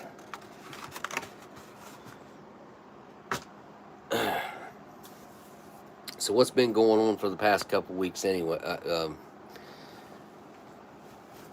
In the world, because I've been disconnected more or less for the past couple weeks. I'd have to say I was pretty sick there for most of it. There's been stuff I needed to get done that I couldn't get done. I guess I could have pushed through it. I'm making excuses. I should have done it. We have a finite amount of time, and we're not guaranteed the next second. And every time something like this comes up, it makes me start thinking about what I've done and what I haven't done, especially when it comes to family and the things that matter. That's different for everybody. The things that you think matter. I mean, a lot of things are the same, but everybody has their own list of things that they think that matter. We're usually pretty wrong about things that really matter, but they matter to us. And I think that's just, I guess, part of it. I made a post, just a comment, not a post. I made a comment on a video. It's been a good while ago, but I keep getting notifications from that comment that I made, and I don't know how to find it right now. Subscriptions. But it was basically talking about, what would you do differently if you could go back in a time machine 30 years and know then what you know now. And I think it's kind of silly to even think about that, because just imagine that it's 30 years from now and you're here now. What do you think you should be doing? It's kind of similar to what I said. I mean, maybe you should hug your loved ones. Try to spend more time with them. The things that we think are important are not important 9 times out of 10. Not always. Obviously, there are things that we think are important that are, but negates everything I just said. I don't like using the word but. So I'll say sometimes it's hard to designate and figure out what's really important and what we think is really important. Does that really even change anything or matter? I'm not sure. I think maybe if we think that it's really important, maybe it is. Who's to say it isn't? Getting way too into philosophy, whatever you psychology. I don't know what it is. I ain't got no degree. I ain't no doctorate, or I'm not college educated at all. Thank you. Thank you very much.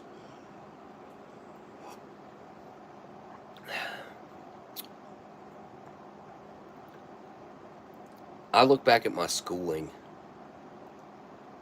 and I try to pick out things sometimes, just randomly. I'll be thinking, what if I use other than math? Like, obviously, after you learn basic math, which is what you use the majority of your life. But other than math and maybe a reading and writing class, I don't use a lot of the stuff that I done throughout my school career. And I spent 2 years learning and becoming a rather good welder. I don't know. I'm sure I could pick it back up pretty easy. And I enjoyed it. And I thought that's what I was going to do with my life and my future. And I used it a little bit, but not very much. Not like I thought I was going to, not like I would have liked. But I think our education system is very broken. And I see very few examples of people that I think are at least somewhat doing it right. And I must say that Elon Musk, the way that he has his kids' education set up, or the system, I guess, it'd be pretty hard to beat that. It's pretty impressive. What's that say? Did you mean surely I'm late? Surely I'm late. Anniversary today. Wait, what? Well, thank you for the super chat, Dan. Cyanide cookies. Wait. Shorty? I don't know what that first word is. Also can't type. Okay, so I'm not reading it wrong. It was a typo. Okay. What did you mean, surely? Surely I'm late. Anniversary today? That said, don't. All right, type it again, Dan. Type what you meant to type, because that's not it.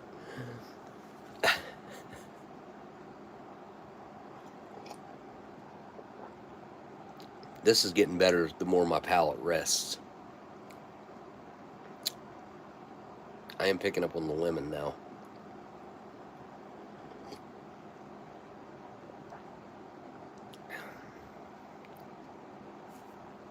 It tastes a lot like that Lipton iced tea that you go to the store and buy, or that you pick up in a gas station, the cheap stuff. Sorry I'm late. Anniversary today. Oh, you had an anniversary today. Well, congratulations. Mine and Amber's anniversary is next month, November.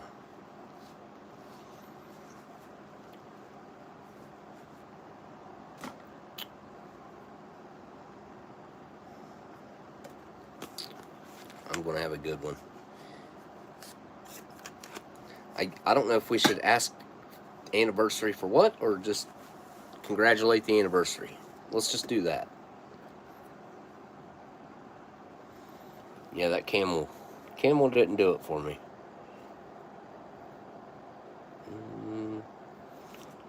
And I don't really want a whole cigarette. Close bluefin, but I don't touch alcohol. I get in enough mischief without it.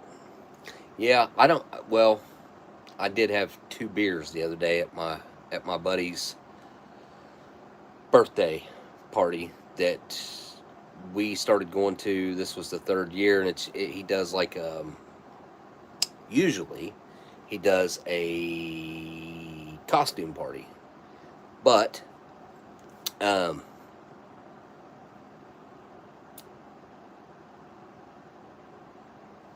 What was I saying? Oh, this year he didn't do the costume part, but I didn't know. I didn't have it marked on my calendar or anything, and I didn't know about it until the night before.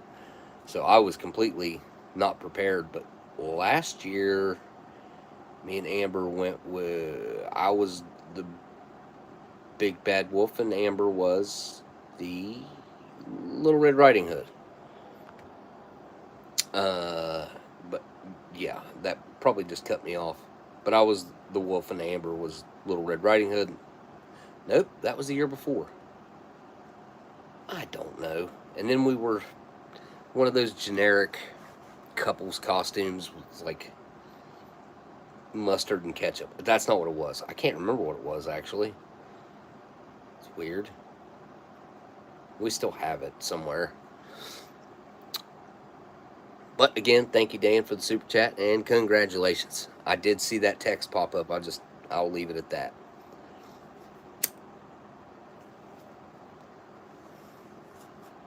You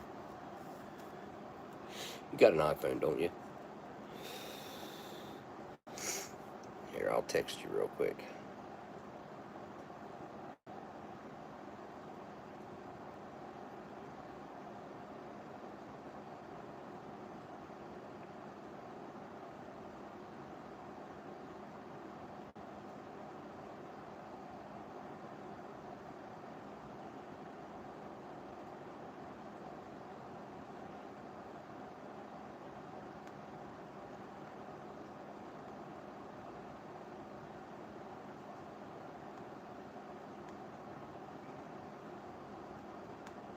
There we go. All right. And I will definitely check out Hildy, right? Hildy's channel. Yeah, Hildy's Cafe.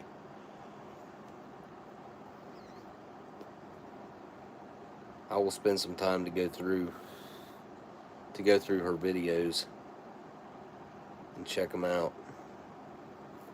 Don't know why there's a bunch of other stuff like Heidi Doody stuff popping up all. It's not the first thing. Hildy's is the first that popped up though.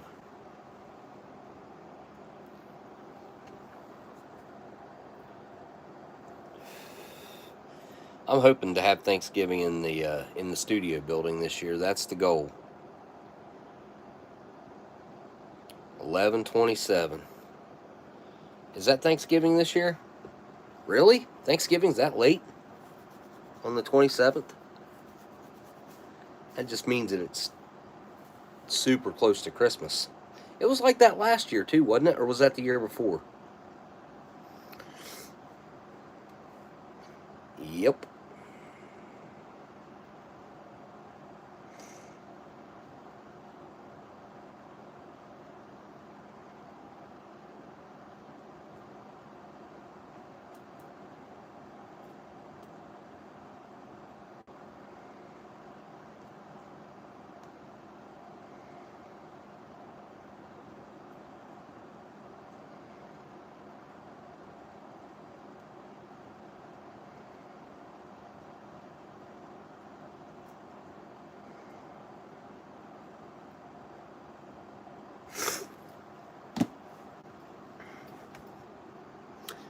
Yep. Congrats in a month and 2 weeks, 2 days. Today's the 11th. 2 weeks would be 25, 26, 27. Yes. 1 month, 2 weeks, 2 days. Early anniversary. Happy early anniversary.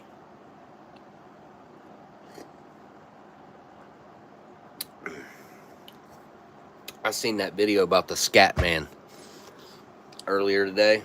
You guys have probably seen it. Well, it's a short. And he's talking about how his stutter turned into the scat. And that has been stuck in my head all day. All day. I can't mimic what he does. I mean, I can, but I'm not going to do it on here because I'll look like a fool. I try, but that guy was something else. I think song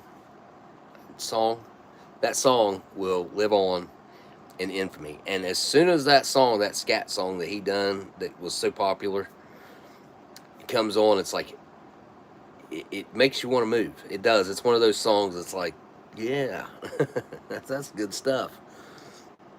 There's some songs out there like that. That reminds me of a topic that I don't talk about very if very often or if at all, but it's something that interests me, and I think it would probably benefit all of us. And there's a little conspiracy tinkled in there, but the sound frequency, the frequency, how it can be really healing. All kinds of amazing, miraculous things can happen when the sound is right. And of course, music plays into that. But this brings me to the conspiracy part of it, and I think about this a lot, actually, because when I was growing up, on Sunday morning, you would hear the church bells. Sunday afternoon, Sunday evening, you'd hear the church bells. And on Wednesday, you'd definitely hear, at least those 2 days, you would hear the church bells, if not every day. Where I lived at in a tiny little town, they rang them every day.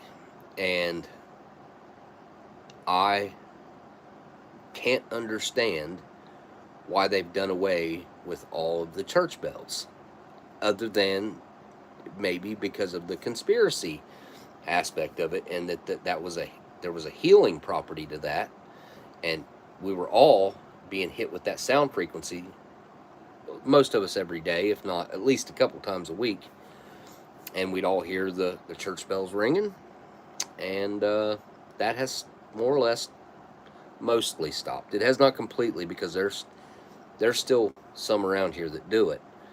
I hear one clear across the Ohio River here at my house sometimes. If I have to be outside when they're doing it, and I don't know. I'm not usually, or I'll be doing something and it'll be too loud. But yeah, I think that there's something to that, and I've looked into it. I went down the rabbit hole a little bit, and that's why I brought it up. I think there's something to it. Same thing with music. I think they deliberately changed the frequency of the tune or something. I can't remember. It's like it's a number. It equates to a number that all the music was being produced in, and then they changed it for some reason. Don't know why. But that's the rabbit hole you can go down if you haven't went down it. And my battery is dying, by the way. I hit 20% a minute ago, and it's looking like we're about to hit 10% now. It's dropping kind of quicker than usual.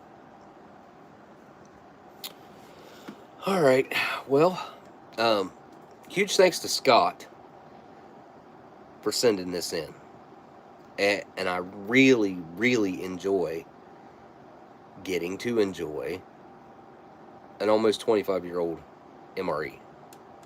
They've been phenomenal up to this point. It seems like there was one that was a little rough, but they've been, like, overall, even that one, it just was like one item or something. Maybe, I can't remember what it was. But overall, they've been, I think it was something with chicken. Now I think about it, it just hit me. They've been really good, though. Really good. But the older food's just better. It's just better. I'm telling you, if it was stored anything like this, it's going to taste better than anything you can get right now, as far as, like, processed, over-the-counter, or MRE food. MRE food or canned stuff from the store, this is going to be better by a long shot. Even though it is full of tons of sodium, it's going to taste better, and it's going to be better for you, too.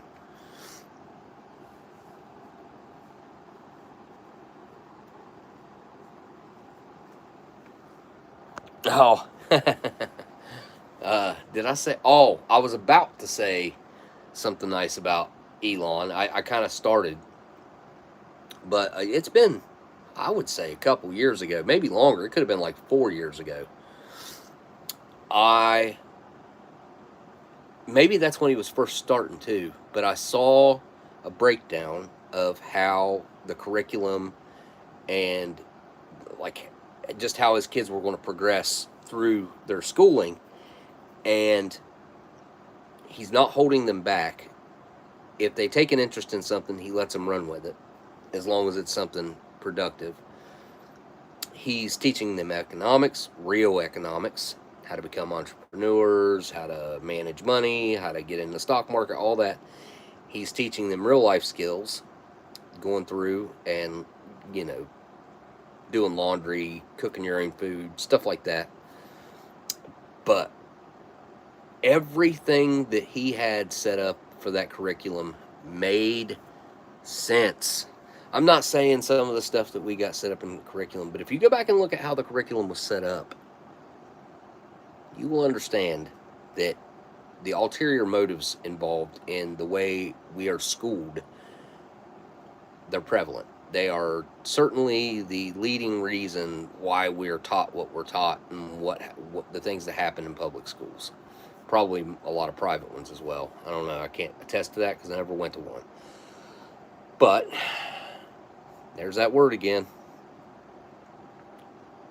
We could all take a huge page out of his book and just follow that lead.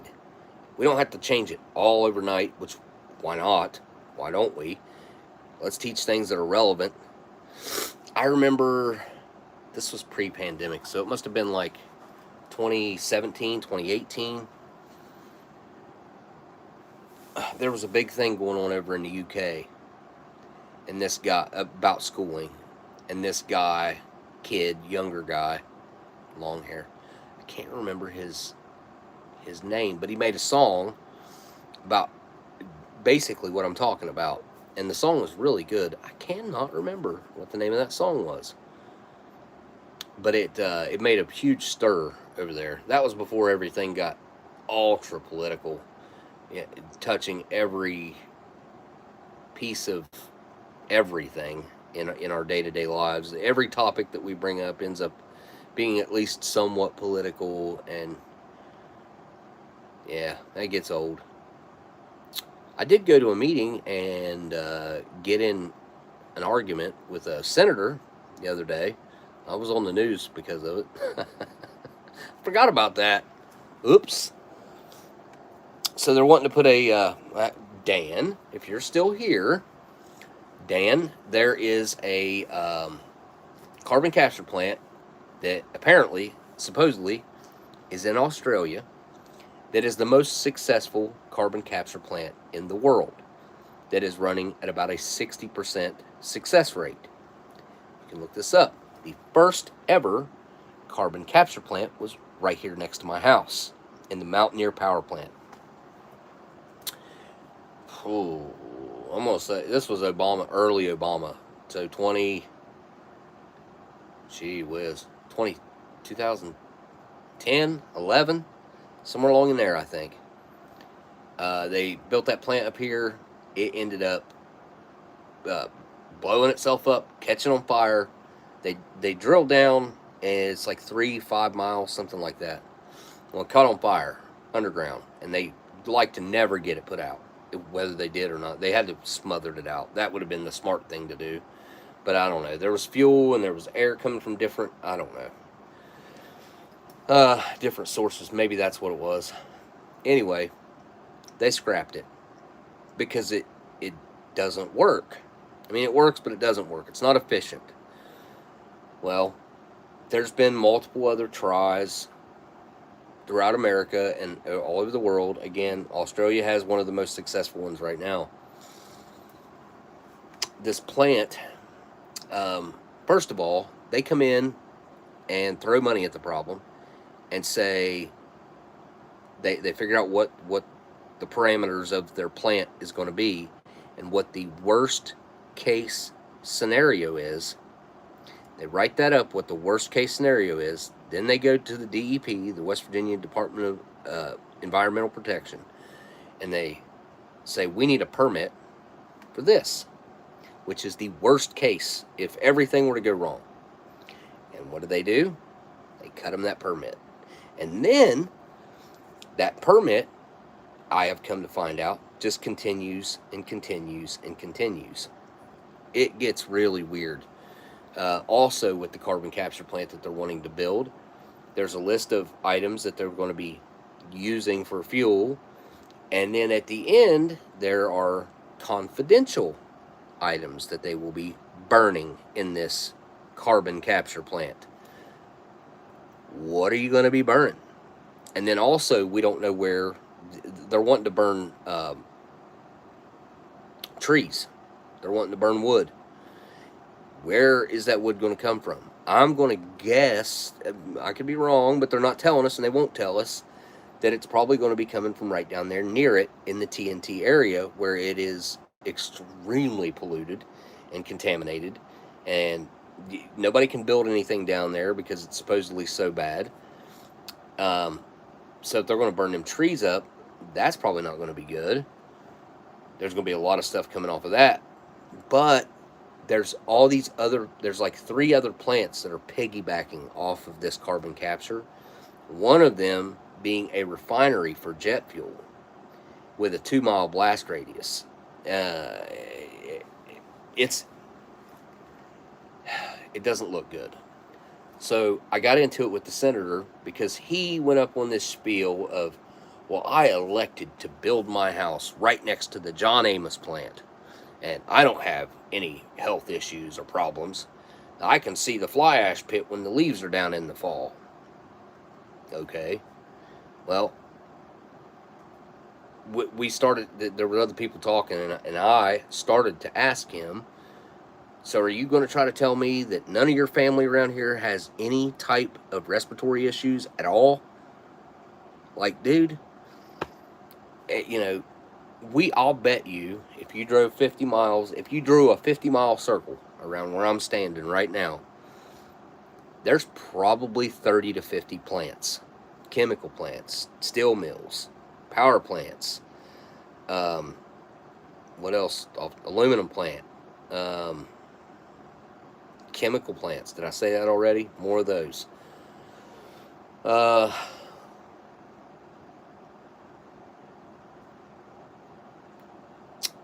can't think of what else, but there's factories, they are using this area up, and they're wanting to trial and error these other plants, like this carbon capture thing, and just use our area as like guinea pigs, all of us. You guys, have you ever heard of C8? You probably have. If you haven't, you have it in you now. And you can thank DuPont for that, which dumped it about 5 miles up the road from my house into the Ohio River. 5 miles, right up river. This has been going on here for decades, maybe a century, close to it. They've wrecked this area. I told them, and I meant this, I don't think humans should even inhabit this land. I don't think it's safe for us to live here anymore. And I don't think it has been for a long time, but it's progressively gotten worse and worse and worse. And this year, I watched the lightning bugs completely disappear. I've watched the slugs virtually disappear. I've watched the grasshoppers disappear for the past 3 years. This year, basically gone. Crickets, the same thing, almost gone. Butterflies, almost gone. Honeybees, almost gone. Like, go down the list of things that you need for the flora and fauna and the microbiome of the earth. You kill it all off, like, we can't survive. It's extremely ignorant, and to be that, to not care, we're already so deep. That senator, anyways, he said, we were arguing, I can't even remember what it started as, but his talking point was, the health of a community can be directly tied to the economic stability and the economic growth of the area. And I said, hang on a second, buddy. They just put a $3.3 billion. They're still building it. Not Constellium, but it's steel plant. It's humongous. They can't man the job with the people that live here. They have shipped a bunch of people in that didn't have the proper paperwork to be here. I don't know. They were illegals. People, they shipped in, ICE came in, and they built them all tiny homes, tiny houses, whatever, and they had them all living in these little tiny houses and trailers and all this stuff, and they came in and supposedly took about 100 of them out of here. And then this has been within the past couple weeks that all those little tiny homes and everything disappeared.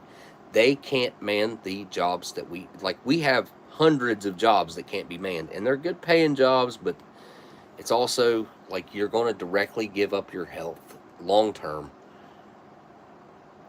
to make a living. And it's been that way here in West Virginia since coal mines opened, for sure.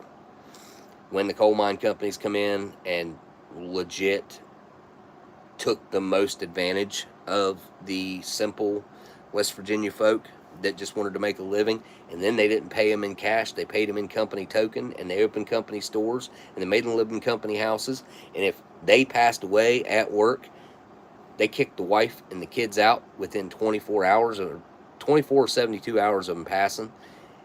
Bananas. Like, this place, there's been way too much allowed to happen here without the right voices standing up to stop it. And I'm pretty sick of West Virginia being the butt of the American joke. Because it's not. You know, a lot of these people around here, maybe even including myself, I don't know. Maybe I'm ignorant to a lot of the facts. But they've been taken advantage of because they're simple folk, and most of them not very educated. Like my grandma didn't pass. I think she quit 3rd or 5th grade. Most, a lot of kids back then did. But I also know that when I was in school, a lot of kids quit. So it's still a thing. The only way I see to affect it personally is to get into politics and run for office myself. And I don't know that I really want to do that. I don't know. Sometimes I think I really should and want to. And then at other times, like right now when I'm reflecting, I'm thinking of a lot of the challenges / negative things about it, but also, do I want to dedicate my decent younger-ish years to politics? But if I thought that I could make a real difference to my state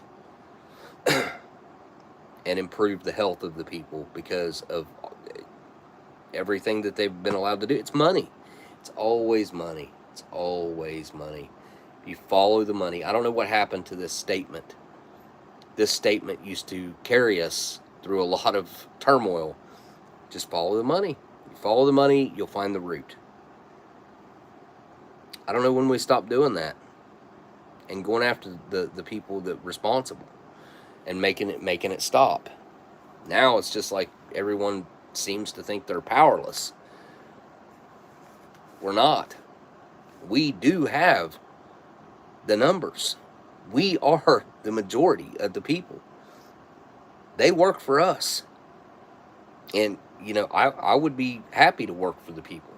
And in my mind, like in a perfect world, the way I would like to have it set up is to have an open app that I could get set up polls, and you'd have to log in, verify that you're a West Virginia state resident in some way or another. And if you don't have an ID or something like that and you want to be able to vote on this thing, then we will set you up with what you need, phone number, whatever. Do something to where that their voices are actually heard, and live stream a lot of the things that go on. I would kind of like to be a state federal representative, represent the state federally, and see what happens when you walk into DC. Because I know APAC is the first people that you see and the first people that you meet. It's just a fact. They've all confessed this, all of them.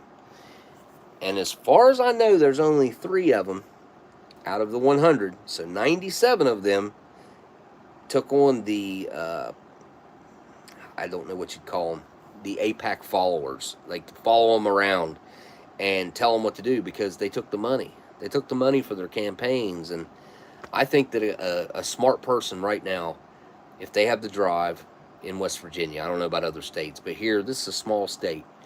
If you really want to get elected and you just go start knocking on doors, facial recognition, and do whatever you can online, I think you could run a campaign and not spend hardly any money, if maybe none.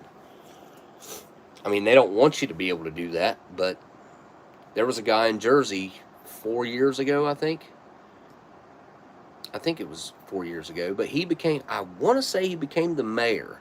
He was a truck driver. He ran a campaign mostly online, and I want to say he only spent like $40,000 that was, donations and stuff, which is nothing compared to what these people spend. I mean, you look at what Kamala Harris spent, like $1.2 billion. Trump spent like 800,000 or 800 million. Something like that. Was it something like that? 600 million, 800 million, something. But didn't have to. Like, really didn't have to. Where'd all that money go? That's the same thing with all the money that we're spending. Where's all that money going? I mean, I've seen videos of pallets of money being delivered over in select places. That is weird. Do you guys see a bunch of blue dots on my hat? My eyes playing tricks on me? Huh. That is weird.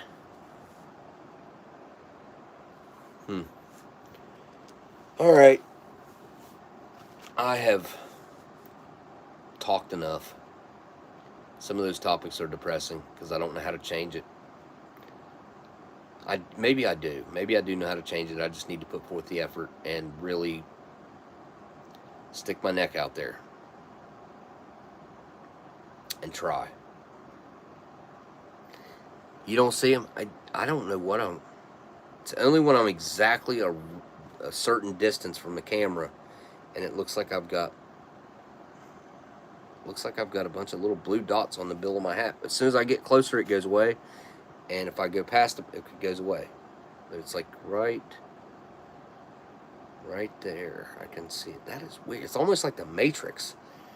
That's strange. Also, have you guys kept up with the Buga spear, whatever, sphere? The Buga sphere at all? Because wow. I remember probably 10 years ago watching UFO Files or whatever, something like that on television. And there being a story about this family out west, Arizona, Nevada, somewhere like that. They found this metallic sphere, brought it in the house, and it was like resonating sound, and it would like move around, and it would do all kinds of stuff, right? The military came in and took it, apparently, and I want to say that family disappeared. They disappeared them. But the story got out before the government could go in and snatch it up. Well, this Buga sphere is down in Colombia. I think it's Colombia. And the government's tried to steal it a couple times, sending in fake cops and some other stuff. But they've done some pretty extensive testing on it, and it's interesting. And then there's another guy that found one that supposedly, I don't know if this one's true yet. The Booga Spear is real. I fully believe that is legitimate and very real. And then they did a carbon dating on it, and it carbon dated back to 15,200 BCE. This thing was flying around, and it like lost power, and dude went over and picked it up. It changes weights. It evaporates water when you dump it on it or something like that. It's got like all these things. I don't know. You just have to look at it. If you haven't seen it, I highly recommend looking into it and checking it out. The Booga Spear is definitely weird. It's definitely something. I don't think that it's weird or out. I think it's something legitimate, and we're finally getting to see it because the U.S. government wasn't able to hide it, and that and social media and technology just made it virtually impossible. Now they could go down there and start wiping people out, so which I would not put past them at all. So there's a reason. There's got to be a reason why they're letting this come out, because 10 years ago they'd have stopped this.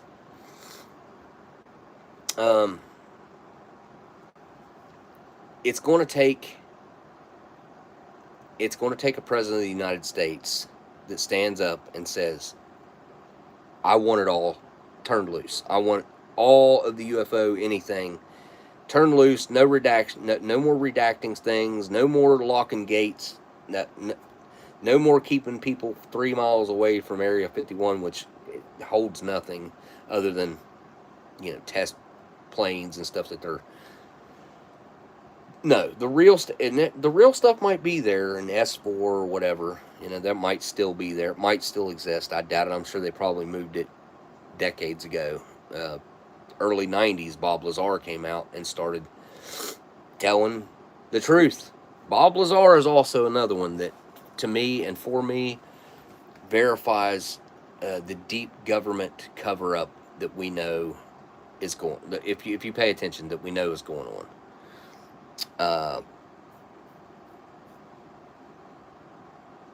We deserve to know. Before I cut off of here, I have been seeing UFOs since 2007. I wouldn't say it was a big part of my life or anything, but it did change me in some way or another. I can't tell you how it did or what. I don't know. I know that at one point I used to think that it was very integral for me to teach my kids how to hunt and kill a deer, and I used to think that was very important. I still want to think that that's important, because if something were to happen, I want them to have that skill. So I did try to teach them that when they were children, but at some point something happened. I don't know. I can't kill anything anymore. I take it outside. If it's in here, I take it outside, and I try to do my best to not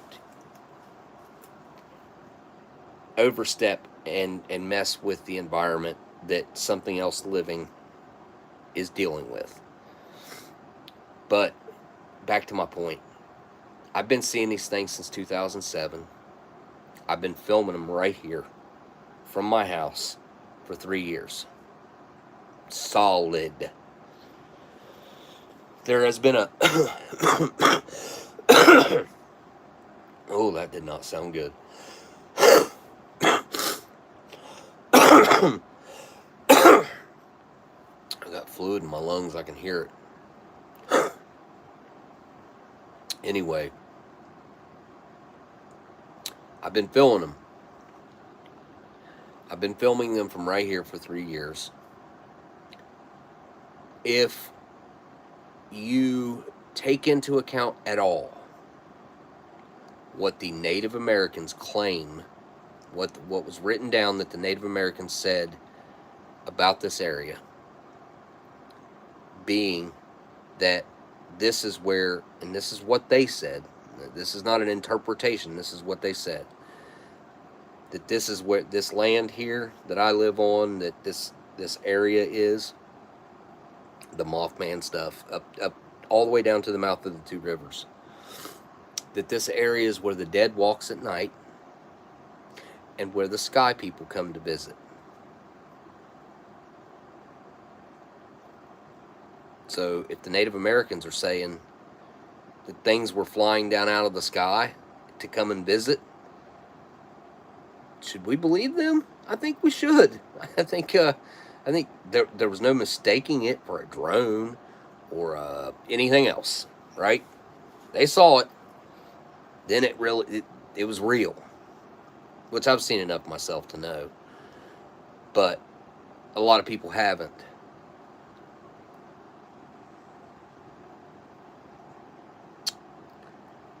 And are right about both. Yes, I agree. They spoke about Sasquatch, or who knows, many different names that they had for.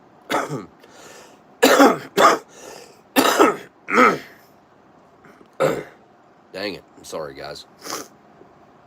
But yeah, I'm sure it went by many names to them. Different tribes, different stories passed down through the generations. And there's a lot about this world, just this world, not the ones that we haven't ventured off to, if we're ever even smart enough to do so, and if that's even possible.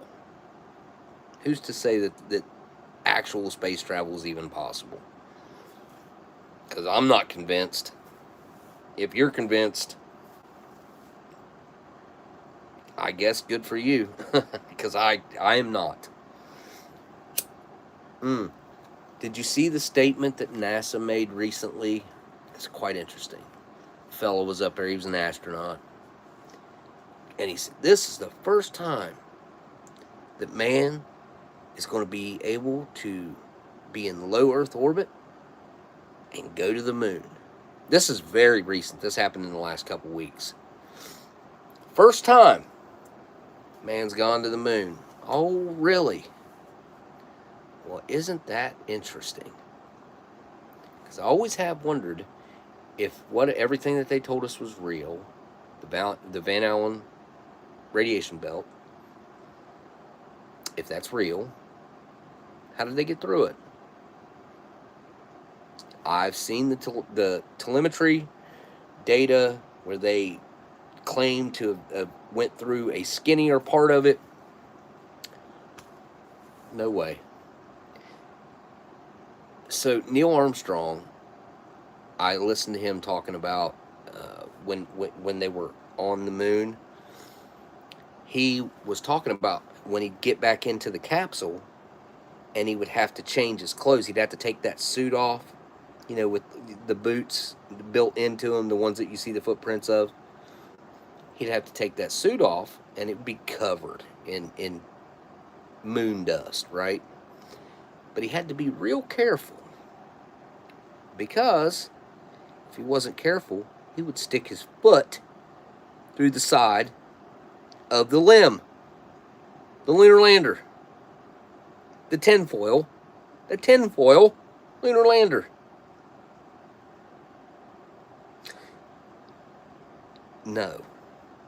No way they made it through the Van Allen belt, 250,000 miles to the moon and back, or whatever it is, however far. I think it's 250,000 miles one way, I think.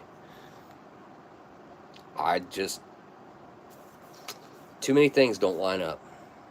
Too many. And I've saw too many fake NASA footage. Oh my gosh, so much. I'm not claiming to know anything, but I know what I've seen that's been wrong or a lie. And if you lied about that and you faked that, then you probably faked the rest of it too. And you got to think, people seem to forget, all this AI stuff that we're seeing right now, and you can't distinguish. You could probably make an AI of this entire conversation of me, and you wouldn't be able to tell the difference between that AI and me, because there's so much footage of me out there and blah, blah, blah. The government, and this has always been true, has always held technology that is 50, to 20 to 50 years ahead of anything that we have. And if that's what we have right now, what did they have back then? What did they have? It's hard to say, isn't it? Hard to say. I saw that they always let things slip out. Buzz, oh yeah, Buzz did a lot of talking. Has Bud? I don't know if Buzz has passed. I don't think he has. I hope he hasn't. Anyway, when he went down to Antarctica, they flew him down there. Well, I think he might. Yeah, I think they just flew him. Anyways, doesn't matter. He went down there, and apparently, according to all the stories, they took him inside of this cave entrance that ended up being a pyramid that was all lit up, and there was all kinds of crazy stuff going on in there, and he had a heart attack. And then he was talking about it when he come out of there, and he was like in his broken mental state at the moment. So that happened. I've seen the interview with the little girl. Asked him why we weren't or haven't going back. Why aren't we going back to the moon? And he says something like, "Well, that's because we didn't. We didn't go there." It's like, there's no misinterpreting what you said there, buddy. Like, Buzz, you said the quiet part out loud. And I think he's always felt guilty about it. I think he's felt guilty about lying to everyone. I think if that is what has happened, and that all of everything that I just said just kind of makes sense, Occam's razor kind of deal, then yeah, I think he's been carrying guilt, and he feels bad about lying to the entire earth, not just Americans, the whole world. Bit that story hook, line, and sinker. The whole world. But here's that word again. If it was fake, then why didn't Russia call it out? Because Russia was beating us to everything. Everything. And they knew what we were what they were capable of. They knew what we should be capable of. And let's give it to us and say we went. Well, why didn't Russia go after us? Even though we had been there, don't you think they still would have wanted to go themselves? It makes you think. That's a topic that's interesting to me. Because there's a lot of talking points and a lot of video and a lot of interviews with the astronauts afterwards, and it's pretty interesting.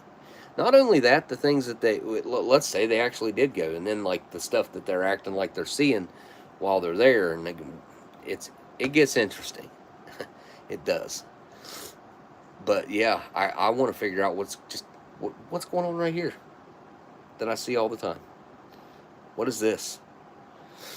And I have some sort of weird connection to it that I feel like I don't know if it's beckoning. I feel like sometimes I get this feeling, or like the thought will pop into my head. It's like, hey, you probably should go outside right now. Or it's like, I could just get drawn. Well, you need to go out there and look around, because they're out there. They're out there. They're doing their thing. I don't know. Food for thought, I guess. Not only did the Soviets not call out NASA, they did a combined mission to link up with NASA in space. Yeah, I know. I know. Buzz is still alive. He's 95. Yeah, that doesn't make sense. It don't make sense. I don't get it. Why? Look, well, real quick before I get off here, because my phone is about to die. The Antarctica Treaty. What's that about? That's a question everybody should want the answer to. The world can't agree on anything, but they all agree to keep this peace treaty about Antarctica. Why is that? Why are we not allowed there? Why are we not allowed to fly over it? Why are all these things? I have my theories, and I think I have my answers, really. Like, people have snuffed this out enough and researched it enough, and even some went enough to have some pretty okay answers. Not the deepest ones that I think are there, but I think we have a good idea. Yeah, I would have to say it's a little more than suspect. I would have to say it's downright criminal. And blatantly so. Because come the F on. You people are fighting all over the world over sometimes some really stupid petty crap. But you're going to agree on that? Something don't add up. The math ain't mathin', you know? But hey, again, who are we, huh? We're the ones that pay for this crap. We're the ones that should have the answer to every single thing that they do. This hiding stuff from us and confident, that needs to stop. Very, very, very, very, very rarely should that ever be the case. Ever. And it should only be the case for a very short amount of time until whatever it is that you were keeping secret for a reason is resolved. Probably no longer than a week or two, whatever it may be. But no, we still don't know what happened to Kennedy, technically. We kind of do, but we kind of don't. I don't know if we'll ever know what happened to Charlie. I don't know. I really don't know. We don't know what happened in Vegas either. We'll never know. I have my theories. I know it was a belt-fed machine gun. I know that. I know that. I've asked too many vets that ran belt-fed machine guns, and they all said the same thing. I believe them. I believe them over the narrative of some 60-some-year-old guy, 65-year-old guy with bump stocks that jam at least every 10 rounds whenever you're trying to fire it the way that was fired. Not possible. Not possible to cycle through that many without having big issues.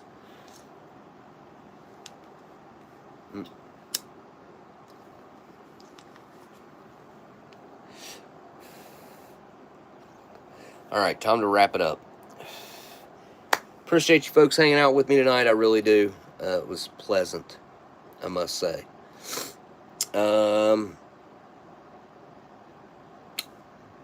Big thanks to Scott yet again. I know he's not here still, but maybe he'll see the end of this somehow. I doubt it. But Scott, thanks for the MRE. Well, all of them.